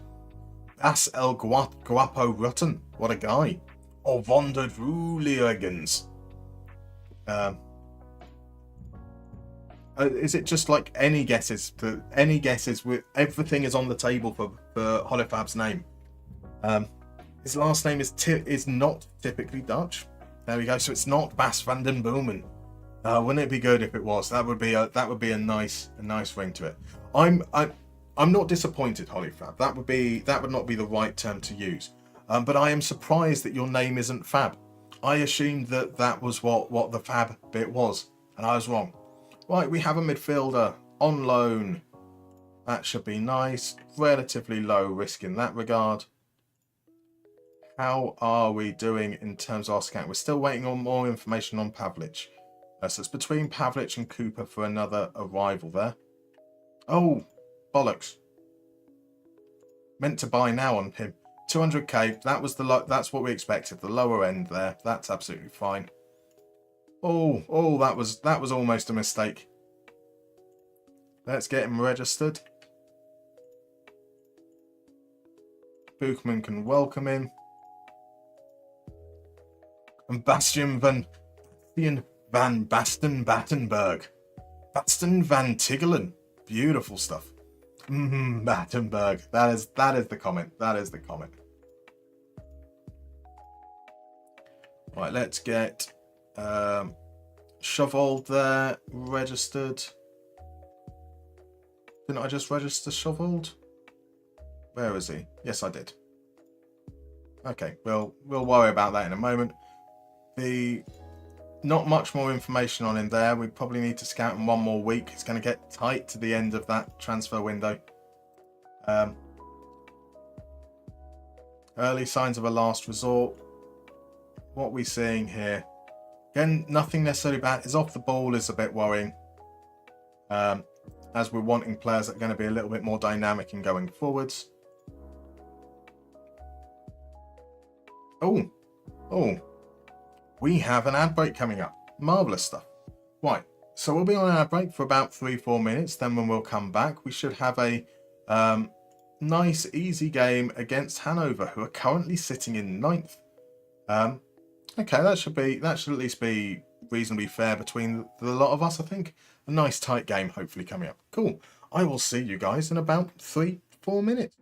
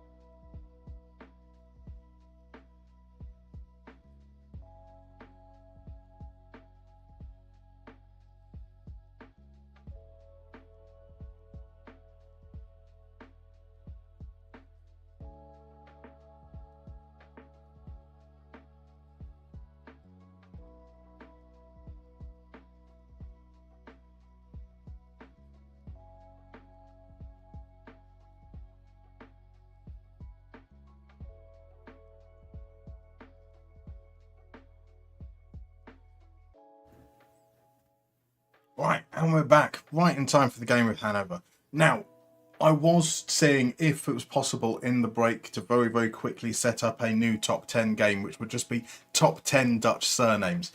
But sadly, I can't sort that out that quickly. I am though throwing my weight behind Bas Venegor of Hesselink. That would be an amazing name. Absolutely an amazing name. Right, let's head on into the game. We don't have any new signings in that time. Muller is there. We've lost Cardona. Well, we've not lost Cardona. We've sold Cardona. So in comes Bröder. Buschberger and Massimo aren't quite fit, but we do have a Shoveled who comes in and is tired already. Marvellous stuff. So behind the striker, we're potentially playing with Forkel, who's not fit. Marvellous stuff. We've definitely got this right in terms of our transfer priorities and sorting. Oh, who do we play? We are very, very thin on the ground at this very particular moment. Pop Rashidi on the bench. Top Rasmussen isn't quite ready to be back. We're still waiting on Ellis Sims. So I think that's going to have to be the team we've got. We can't start Shoveled. Could we put Asta further up? Okay, let's try. Let's pop Kubler in. Let's pop Asta in that position. Zelik can't shoot, can he? He can shoot. Okay, let's put Zelik behind the striker there. Give it a little bit of time bringing in Forkel. That's the Duchy on the left-hand side. Beautiful, beautiful. Has anyone ever said something like turn the bass up to you? I hope not. I hope not. No, never. But my ex-German family-in-law called me Bas. Bas means boss in Dutch, so I could get around that. That's all right. That's all right. Bas the Duchy on the left-hand side is really damn good. Really damn good. Yep, let's go with that. We're a little bit thin on the ground. That's okay. By the end of the transfer window, we will have completely retooled the team and everything will be fine. Everything will be fine. So let's go with something about the fans. They don't like being told about the fans. That's better. They're finally a little bit turned around. We've just got a player in the centre of our defence looking nervous. Nothing can go wrong. Nothing can go wrong. Here we go. Last home game. Our last home game was probably our easiest game of those first four, and we got quite truly beaten in that game. So I'm not feeling confident right now. So let's see. Bill Houdini says, do you find that the target forward attracts the ball way more than other roles? I have very tall strikers, so I've been considering it. I find that target forwards are only really aimed for in the final third. So if you want to send the ball forwards from deep towards the target forward, you're not going to see it very often. That doesn't tend to work quite how you would expect it to. But in the final third with crosses, they do generally try and aim for them, and the target forward is much more aggressive in attacking those crosses, I find, than other roles. Ito with a crazy off crossfield ball, that was unnecessary and not really what we're doing, and Castellaris gives us the lead. That is shocking. Absolutely shocking. I did lose my mind temporarily because of a target forward incident. It wasn't one target forward, to be fair. It was 3 target forwards. And in 30 minutes of football, we sent one long ball forwards to any of those 3 target forwards.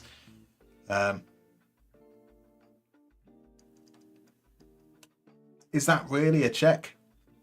Oh dear. Do we bring Ito off? I feel like bringing Ito off.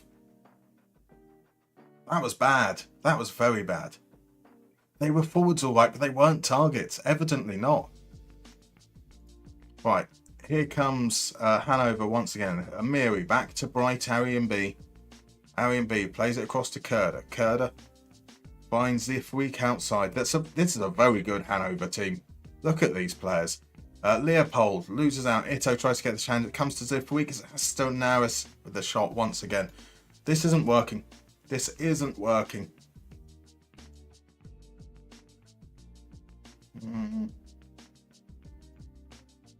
What am I doing? I've got it there. That's what we're looking at. Furder's going to have to ease off tackles. That's a position I really could do with not having to... worry about there. Let's try the 4-3-3. I was there. Top 5 moment, indeed. 8 hasn't. How many has Shearer got? So Chris Sutton has 16 goals and you're only in December. That is crazy. Shearer has 8. Hasn't played as many games, but he's not been all that good. I think transfer speculation was affecting him. Fair enough. We haven't managed a shot yet this game. This is. I'm genuinely worried about this. I don't think we're. I don't know why we're not. Look, there's a step up in terms of league quality between the Vikings-Liga and the Zweite Bundesliga, but we've just been absolutely atrocious. Like every game, we're misplacing some very, very simple passes. We need to make some changes here, and that's going to be Forkel on for Ito because he's made the mistake. I have to bring Shoveled on, I think, because if I'm going to play this way round, Zelik's going to come off for Massimo. Boda needs to come off. I'm guessing that's going to have to be Gimbers though. Oh, I don't know. I think I'm making 5 substitutions at half time, and I don't know.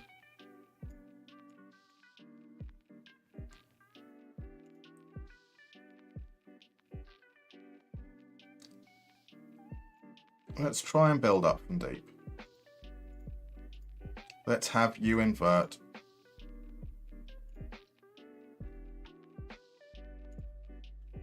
So play out of defence, look to then hit the wide areas. Let's not pass into space. Let's try and narrow things up a little. And let's not push things forward too early. Let's try and apply pressure in that final third. Let's try and get some turnovers. Yeah, so this probably, I have a feeling I'm going to have to do some work off stream just to like properly watch these games and assess what's going on, because we've just been really, really wank. Incomplete forwards. That's a fair description of target forwards. Even though they're not a big team anymore, anytime I see Hanover in the second tier, I always feel like they're too big to be there. Like, this is a really, really good squad that we're up against. Like, I say really good. I recognise 3 or 4 names. That's the criteria I'm going on. Here's Herald, back to Amiri, back to Herald. Herald has the shooting option. Schmidt turns it over the bar. So, Alan Shearer, just like his England career before Euro 96, is fair. Right, where were Darmstadt on the media prediction? 3rd, or was it 2nd? But when we took over, they were in 16th. So, like, evidently that team wasn't as good as they expected, as they thought they would be. Right, here's Amiri. Amiri with a shot. Just, oh, okay, Asta got the blocking. We're going on to attacking. I don't think we've had a shot yet. This is worrying. I remember he went ages without scoring. It's good judgment by TV to keep, by Venables that is, to keep faith with him. Absolutely. Right, Castellanos across. Schmidt, right, can we build up from deep? Schmidt, we've asked you to play out from defence. Look over there. Look, there's a right, yeah, well done.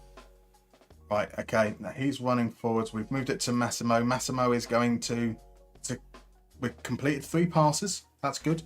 Buckman inside to Shabani. We've got space, and there he is. Forkel, what can he do? What can Forkel do? Forkel can do that. That's more than Forkel. Oh, Wilhelmsen. Oh, oh, that was an awful miss. But we created a chance. That's better. Halfback and roaming playmaker, very interesting roles in this tactic. So as I've said, when you watch a halfback, he drops deep in the initial phase as you're looking to build up from deep. But he then steps back into midfield once you establish in the opposition half. I love the half-back role. Waldschmidt here. It's been a staple of our... Lunetta hits the outside of the post. That should have been 2-0. It's been a staple of our tactic at Mariehamn. Really, really helped us. Essentially, we were almost like a 3-1-6 with Mariehamn at times. But, well, I say that. It depends on how attacking the right fullback felt like being. Right, Castellanos plays it back to Kerder. The high press, with a 4-3-3, a high press is not necessarily as wise because you've only got 3 players in those final 2 strata. But we do need to apply more pressure.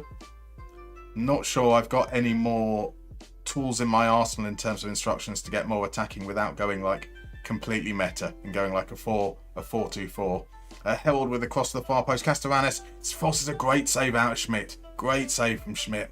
What a miss, says Holyfab. What a miss, says DM Basis. Oof. It was pretty bad. Held hits the doer. There we go. Leopold stabs it in. It was bouncing around. It's been about time. That is only fair. Only fair. It was Waldschmidt with the corner. It was Dewar trying to get rid of it. Hits the post. Then plays it across to Leopold. No worries there. No worries. How will we hear S Club 7 like this? We won't, sadly. So personally, I think you need to wallop it out to the wings and then wallop it into the box like we do at Blackburn. That might be okay. I mean, that's kind of what we were doing, and we created 0 chances. That's like, so the process was all about playing the ball down the wings. There was pass into space, to be fair, but it's down the wings, cross it into the target forward. That's how we played with Mariahan. A large number of our goals were from, Lundberg or Sutari with their head. Here's Forkel. Forkel plays it across. Wilhelmsen can't get there. It's going to be a corner. And that wasn't working. So maybe we could have stuck with it. But we've at least had a chance.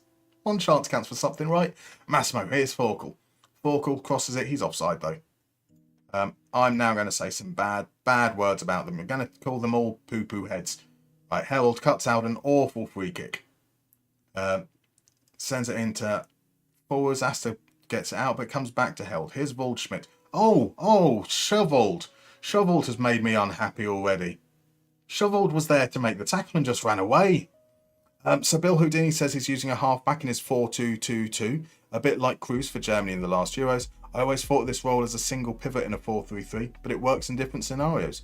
So yeah, you can use... I love the half-back, a great role. So your name is Frank... It's Bass Frank Sinatra. Who would have thought? Who would have thought? Toy shot in behind, that's offside.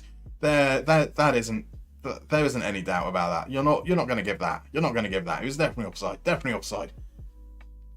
Good. It was definitely offside. It's a hint towards your last name. Interesting.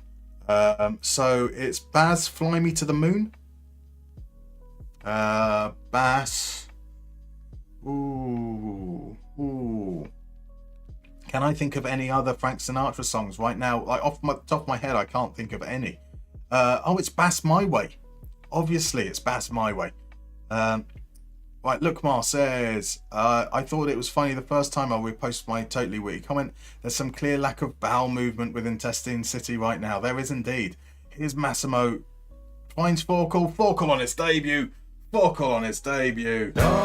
Stand, scoring like no tomorrow. Stand, the goals are here. Beautiful. There's a debut we can get behind. It will make a nice difference when we've got Elias Saud back. We obviously can't make any changes, substitutes at the moment. We have, according to XG, apparently, we have been good. Well, not good, not bad. Really, really good quality chances. But that Wilhelmsen miss really lingers in our mind now. Right, can we do something in the last few seconds? Hines sends the cross in. It's all over. It's all over. I mean, XG suggests things were okay, but we deserve to lose that game. That is now 2 home defeats in a row. We're training tomorrow. You guys were bad. You guys were very, very bad. He didn't do Forkel there. He didn't. Forkel I thought was pretty decent. Once we can get him up to fitness, I think he's going to be okay.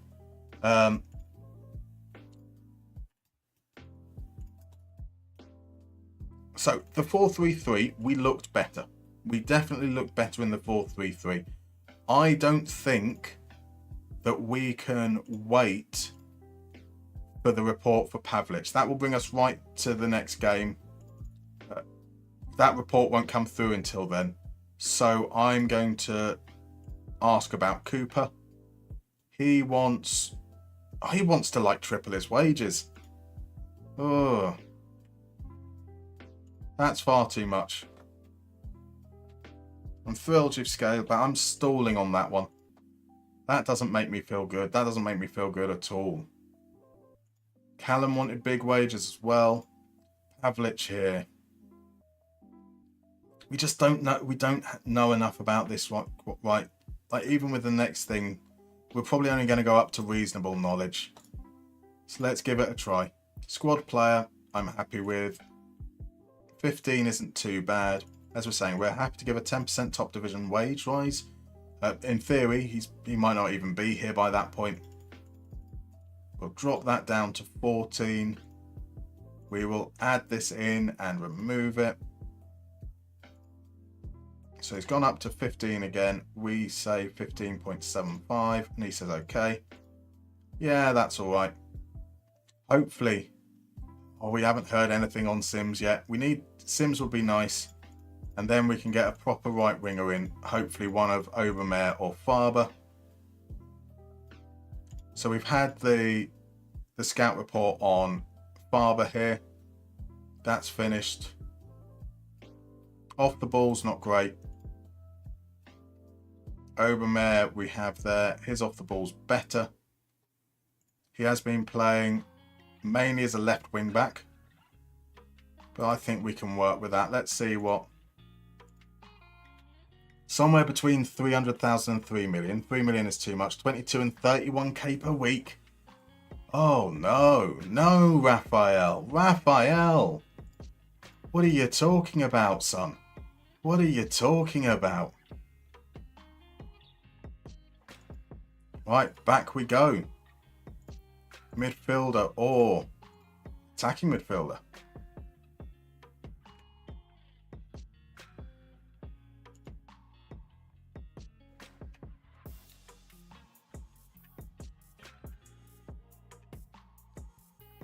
Don't have enough information on him. Brian Lasme. Not played enough minutes, not very creative. Silvera, currently at Melbourne, hasn't played games but is an international. We have minimal knowledge. Right, let's ignore. Is knowledge level there? Knowledge, pardon me, is at least reasonable. Because we're not going to get enough information coming through. Kabadai is right-footed, can't cross, doesn't have work rate. Expected assists are quite low as well. Right, so you've guessed Holofab's name. 1 million points to you, please.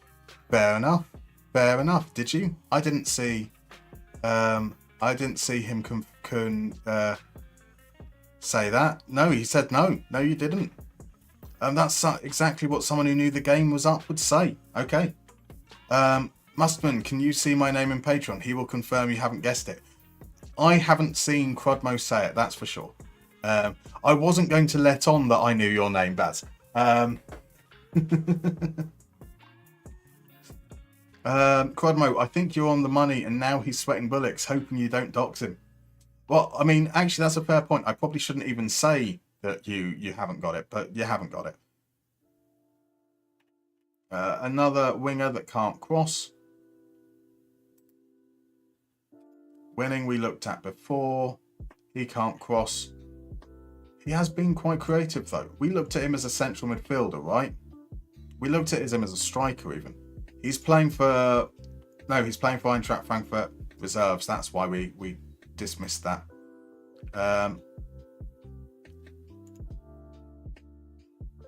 What does this say here? Balance, technical. He is available on loan, 11,000. What would the loan terms be? 60% end of the season.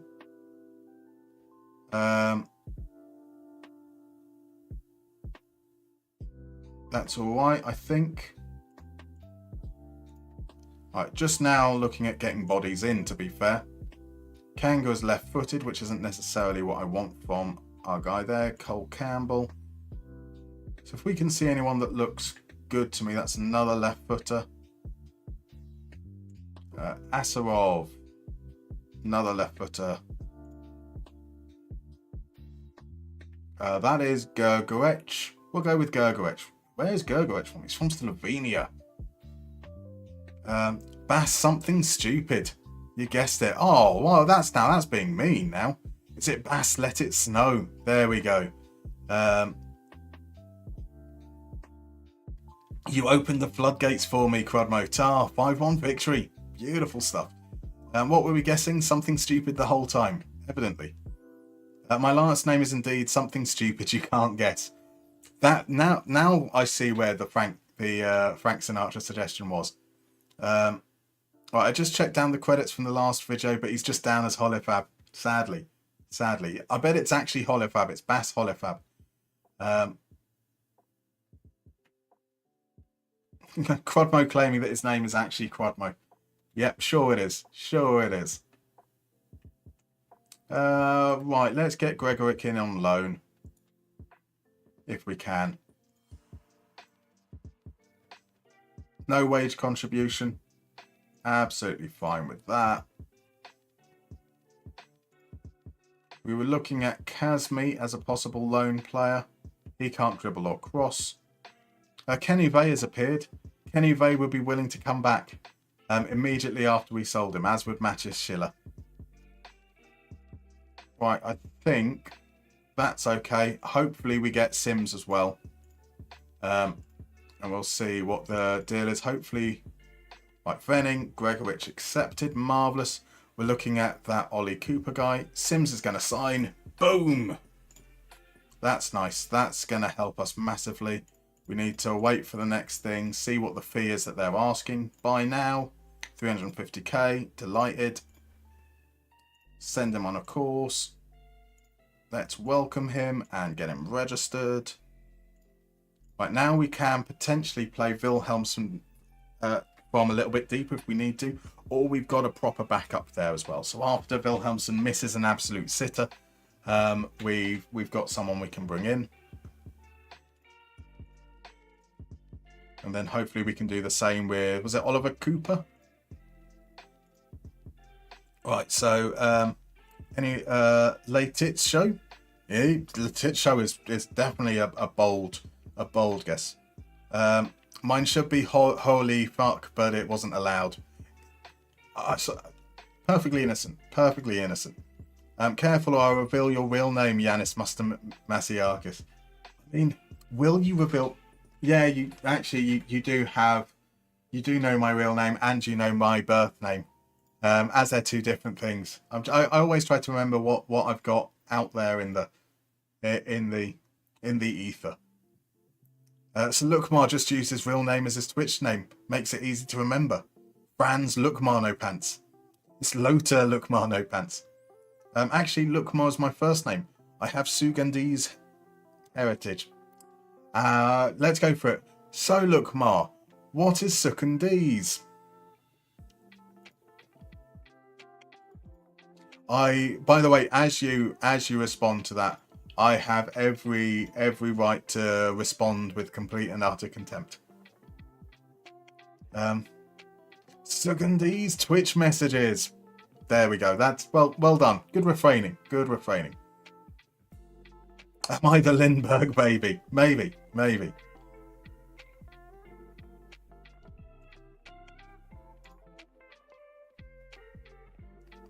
You know my birthday? There we go.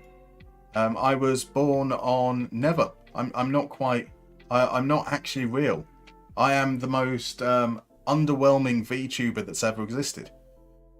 Right, Muller is now out with knee tendonitis. Gimber is ill. That's centre back gone. Butchberger is ill. Send home. Wow. That's been pretty rough.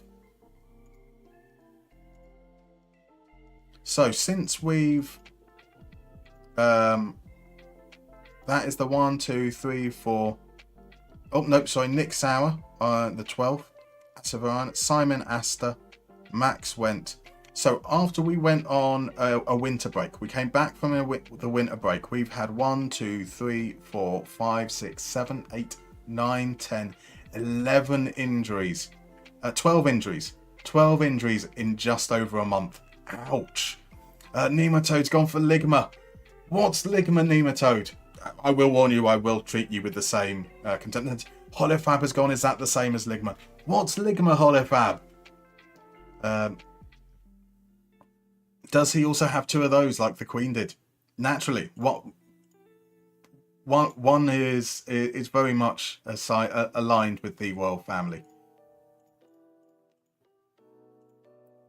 For real though, my first name I share with a German footballer that was mentioned in chat tonight, so it might be Lothar. It might be Lothar looking up my notepads. Right, in comes Venig. Marvellous. Let's get you registered. Say hello to him, please. In comes Gergorek. Chauvel's now ill. This feels very, very mean. This feels very, very mean. What's the point of us sending people home if all the squad are going to get ill anyway?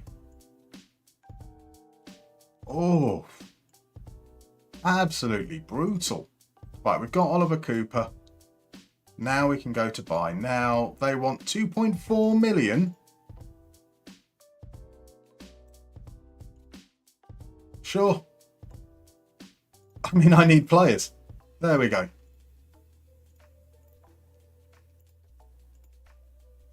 Like, I'm kind of over a thing where I'm being held to ransom. I can't think of the words. So dear bases, my name is Dale. It's really not that exciting, unfortunately. Dale's a pretty cool name, to be fair. Where was Chip? Lesai, indeed. Andreas, Olaf, Ulf, Jens. Let's just say he's a real baller. So, Kevin Ball, former Sunderland midfielder. It'll be a Michael, indeed. That will be a Michael. Dale is a dope name. Exactly.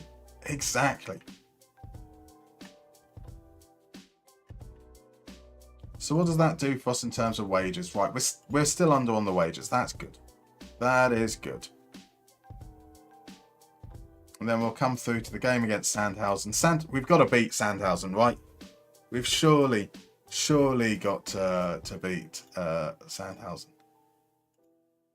Right, the release clause expires in a week's time. No one seems to be coming in for it, which is good. Verm has gone. We will, if we get a good report on Pavlich, we will probably try and bring him in as well, because we have been. We need players. We need bodies in the team, and I think we might have actually bought in more than we've let out, because a little bit of panicking. So you have good points because you're a bassist, Dale. Exactly, El Norby knows. So is Ladislav Almaty fans Ladislav? I'm guessing that Ladislav Almaty fan is George, referring to the Tyreek George account. And if we were to put that together with the name in Discord potentially, would be my guess. Maybe.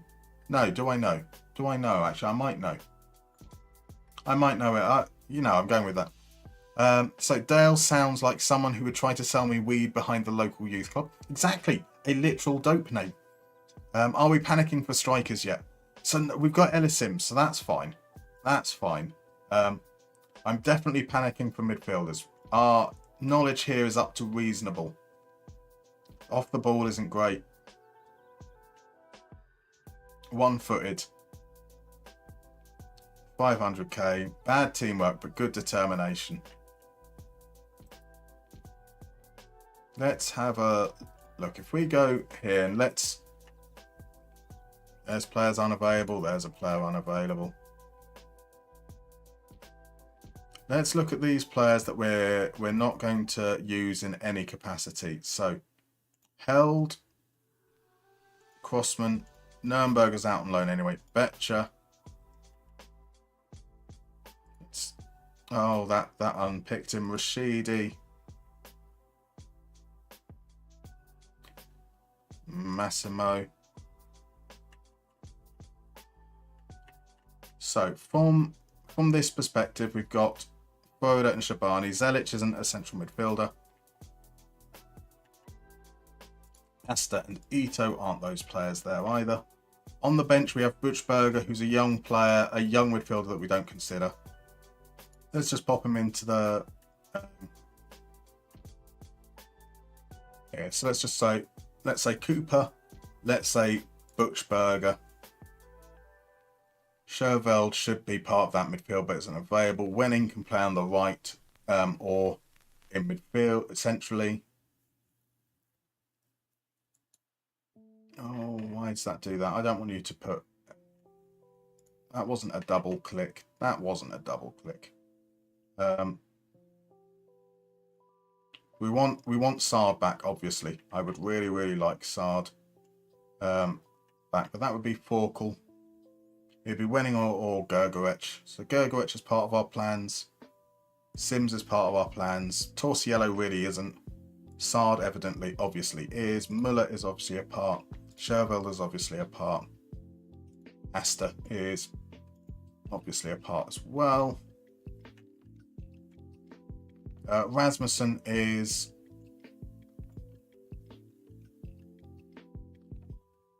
None of these other players I really want to be near the team. I mean, Ito and Torsiello, that's fine. Gimba. So we're looking at probably a squad of about 20, and Dua, 22, 23 players. Let's move as many of these guys down into the under-19s as possible, just to make it like really formalise that they're not part of the squad. Get ready for the players complaining. That's absolutely fine. Let's offer you out. Let's see what the deal is here.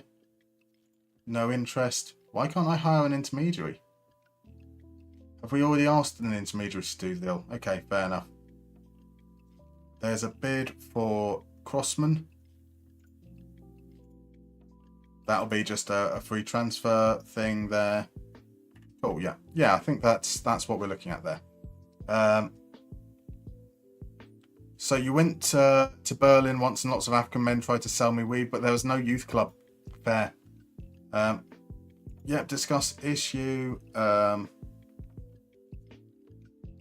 not good enough. I mean, yeah. You know you're transfer listed.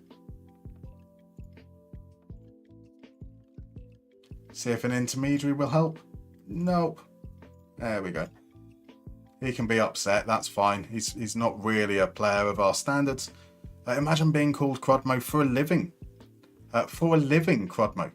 That's interesting. So is Ladislav Almasi also Tyreek George? These young people are crazy. So Ladislav Almasi is a Slovakian striker. Tyreek George is a Chelsea player, as is Josh Akiampang. So you've got Josh Akiampang fan. Is it Josh Kofi Akiampang fan and Tyreek George fan? I know. I assume you're Patrick Schick fan over on YouTube as well. I've nailed the pronunciation for Norby. Marvellous. The only pronunciation I've ever nailed. Let's face it. Right, we're expected to draw against Sandhausen. They don't have faith in us, and that's fair to be. I mean, I don't have faith right now. Norbert is an outstanding name. El Norbert. Right, yep, okay. Norbert is an outstanding name. If it was only weed DM basis, you didn't see anything. Berlin is a damn black hole. That's part of the fun of Berlin, right? It was just funny because we were all like, "Oh, this looks like a nice park," and then every 5 steps you were stopped by somebody else. You must clearly just have that look about you, DM bassist. Must be something that people see and they go, "He definitely either wants or needs weed." So if we quick pick, what does it suggest? Dua, Bookman, Froda, Shabani, Venig. They're going to put in the central position. Sard is back, but he's not really fit right now, so Sard will be on the bench. They've put Massimo up top. Right, Venig or Cooper. Cooper in there, Venig on the right. Of the players on the bench, Bushberger can be part of the backup options there. Gergeric can be someone that would be available towards the end of the game, potentially. Bruns, Buchberger, Ellis, Arnold, Ito, Sard. Okay, maybe we don't need... We do need a midfielder on the bench.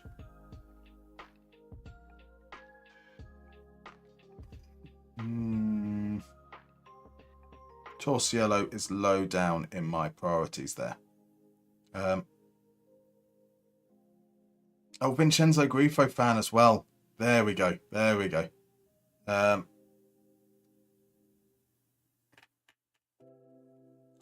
So a winger on support to whip it in. Forkle there as well. We're on our wide setting. Let's just drop that down. So we're focusing play down the sides. We've got the width. We're looking to counter. That should be okay. And we can increase the engagement if we need to. Cooper comes in. Benig starts. Let's see how that goes.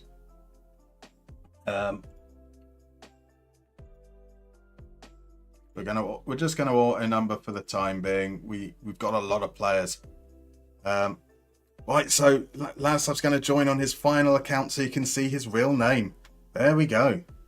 There we go. Is it going to be a fan of some sort? Is it going to be a fan of some sort? That's the important bit. Quadmo has Quadmovian heritage, but no one thinks that's cool. Interesting for Quadmo. No one thinks that cool. You wouldn't stand by such a spelling mistake from someone else, would you? Disgraceful. Disgraceful. So Tresor was very fun, but after the first 30 hours, I saw things I want to unsee.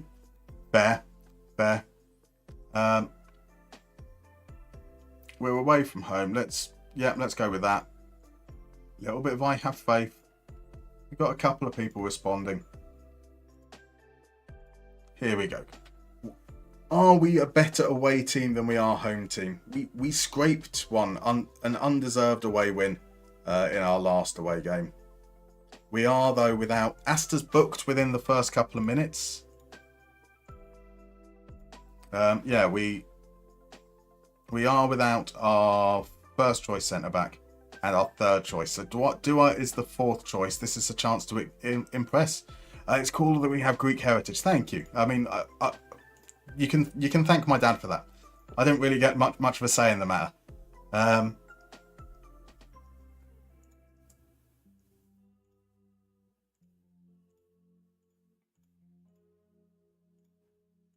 Right, 3 yellow cards so far. Shabani gets in. Forkle can't get there. That looked like that could have been a red card, to be fair. Here comes Maciejewski. Crosses it to Pfeiffer. Pfeiffer's header just hits the top of the bar. There we go. That's a shame. Look, I'm tired and I have a large cat on my lap. Fair enough. Greek heritage. Tell us more, sir. My real dad was Greek, but I don't know him. He buggered off. I came out the womb. He took one look at me and went, ah! And yeah, there we go. So I am half Greek, but I don't know any of my Greek side of my family, sadly.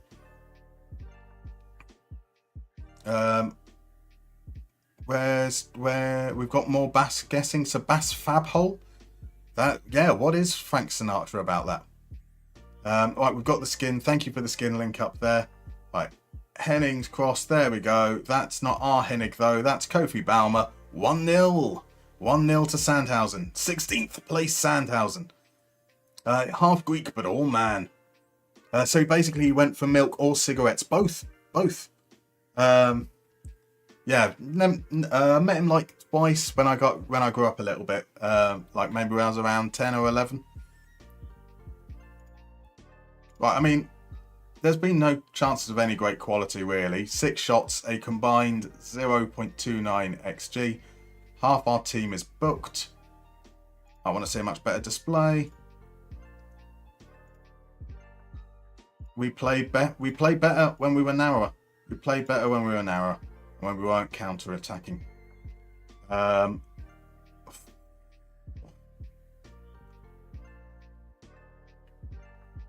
Right, Cooper's yellow card means that Sard is going to come on. Saad isn't really ready to come on. Kubler is going to come on for Asta. Top Rasmussen isn't fit enough to play. So here we go. Forkel now back to Fröder. Out to Hein. Down the line for Saad. Saad immediately does something good, followed by something bad. Oh, which explains why he's such a DOS. Bless your DM bassist. And such a thinker. I mean, it doesn't quite work. Doesn't quite work. This turned very dark very quickly. If you ever want to visit, let me know. I can send you some suggestions. I left 4 years ago, but it's a great place for a vacation. I wouldn't say it's dark. I mean, that's just the family history. But I know that my family are from Thessaloniki, hence choosing a team from there to play with. Yeah, like it's. I just wish that I could speak Greek and I was properly raised, like mainly because when Brexit happens, I would have had a very, very easy route out. Unfortunately, whilst I'm eligible for a Greek passport, it would be quite difficult not speaking the language to make a go of it. Wilhelmsson misses from very, very close in. Oh, Wilhelmsson. Is it El Norby's gone for Bass Winter Wonderland? That would be one hell of a name, eh? Right. We are, again, this is a better second half so far. Obviously, we're still quite early into the second half, as now our other centre-back is on a yellow card as well. Going to play it out there to Saad. Saad turns it in. Wilhelmsson. You know what? I praised Wilhelmsson before the other game, and he's now missed some very, very big chances. Right, Hein with the throw in to Saad. Hein back to Shabani. Shabani's created space. His shot was not looking like it was going in anyway, but it's blocked. Jacobson, come on, send him off, ref. Or don't actually. It's a disadvantage, I think, playing against 10 men. Shabani will take the free kick. Sends it into the far post. Dewar into the side netting. That's another good chance. Gone begging. Right, Marcel Wenning has been okay. But, right, Forkel's now coming off. Ellis Sims is coming on. Benning, you're going to swap these guys round. You're now going to be a winger on attack. You're going to be inverted winger on support. Yeah, let's go with that. Up to attacking. And then once we've got that, let's fire these guys up. Oh, maybe not fire these guys up. Is that like our 6th yellow card? We've taken tackle harder off. This is quite shocking. Right, Wilhelmsson is now tired. On comes Gregorich. Gonna send you further forwards. Right, let's apply that pressure.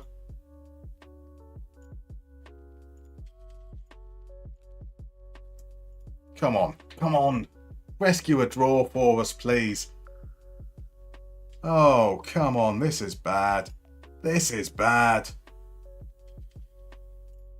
Oh, there is 1 minute and 50 seconds left. Mihaila finds Hennig. Hennig is out in a load of space down the right here. Hennig beats Asta. Avina is there as the target. Schmidt gets there. Sabani with the chance to break. Shabani plays it all the way out to the right. That's Gergowicz to Sims on this debut. Gergowicz to Sims. The team will love the goals we drop to be part of the wave. Darmstadt winning under Mika Aritalo. That, our first shot on target. If I was a Sandhausen fan, I would be very, very disappointed with that. But, a second shot on target.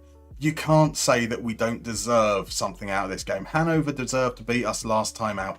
But that has been a poor performance. It's not been poor. We created chances. It's not the statistics. It's not the statistics. You tell me, how do you measure somebody that could balance a balloon in a wind tunnel on a needle? Thank you, Lookmar No Pants, with the gift subscription to Quan. Quan comes in, says what the fucking gets as a gift subscription, because that's exactly what you need. It's not the Sinatras, it's not the Sinatras, it's the Darmstatistics. 1.8, okay, I say 1.82 XG, like how much of that was that chance at the end? Went from 0.93 to 1.82, so that last chance was the same as a penalty, to be fair. I'm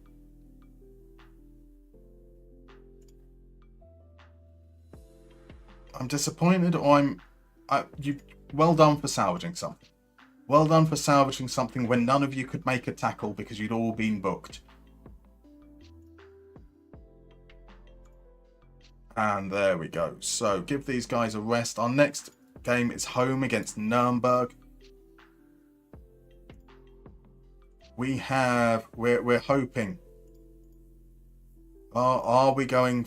Did we get that more? We did get more information on Pavlich, didn't we? We didn't get enough information on Pavlich.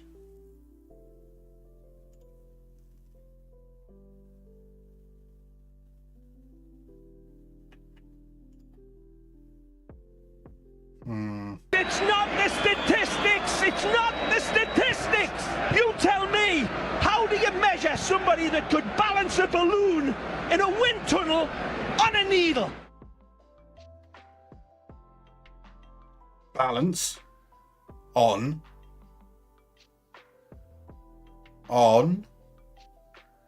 thank you, Lookmar No Pants. Another gift subscription, this time to Supreme __ capital Q Quan. You tell me, Al Massey, Sugandese. Beautiful stuff. Beautiful, beautiful stuff. That is very kind of you. Evidently, completely understandable. There are two Supreme Quans, one capitalized, one with a double underscore. What a gentleman. What a gentleman. There needs to be, I hope there's a way of undoing ones that you didn't want to give. Right, do we make a bid on? We were looking at it. We will have enough. Like once Muller is back. Muller is 6 weeks away. That's a long way. Chauvold is 2 weeks away because of the flu. Once Gimba is back as well, who's also got the flu, that kind of gives us more depth and we're kind of okay. Buschberger, though, is the option on the bench. We were playing Forkel in midfield. We're playing Venning there. Shabani on the left. We might... So we're going to make those adjustments that we picked up from the game, which includes playing slightly more narrow. It's not the statistics! It's not the statistics! You tell me, how do you measure somebody that could balance a balloon in a wind tunnel on a needle? Holifab with the subscription to Frank Sinatra 10. Beautiful stuff. Only the first 9 Frank Sinatras, absolutely out of the question. Frank Sinatra number 10. Beautiful, because that is Holifab giving a subscription to himself, Bass Frank Sinatra 10. You gentlemen, you absolute gentlemen. We don't need another midfielder.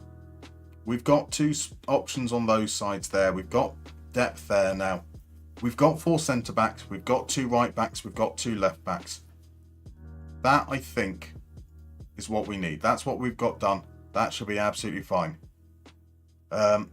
We come into the transfer window. Well, the transfer window ends in a few days' time. I don't think we need any more players. Marvellous. Can you give subs to people who've never been in chat before? You can indeed, Ladisab Almasi fan. My fan, bless you. Thank you very much for the bits. You are an absolute gentleman. Is Sinatra playing as an Ongonch? Where else would Sinatra be? Let's be honest.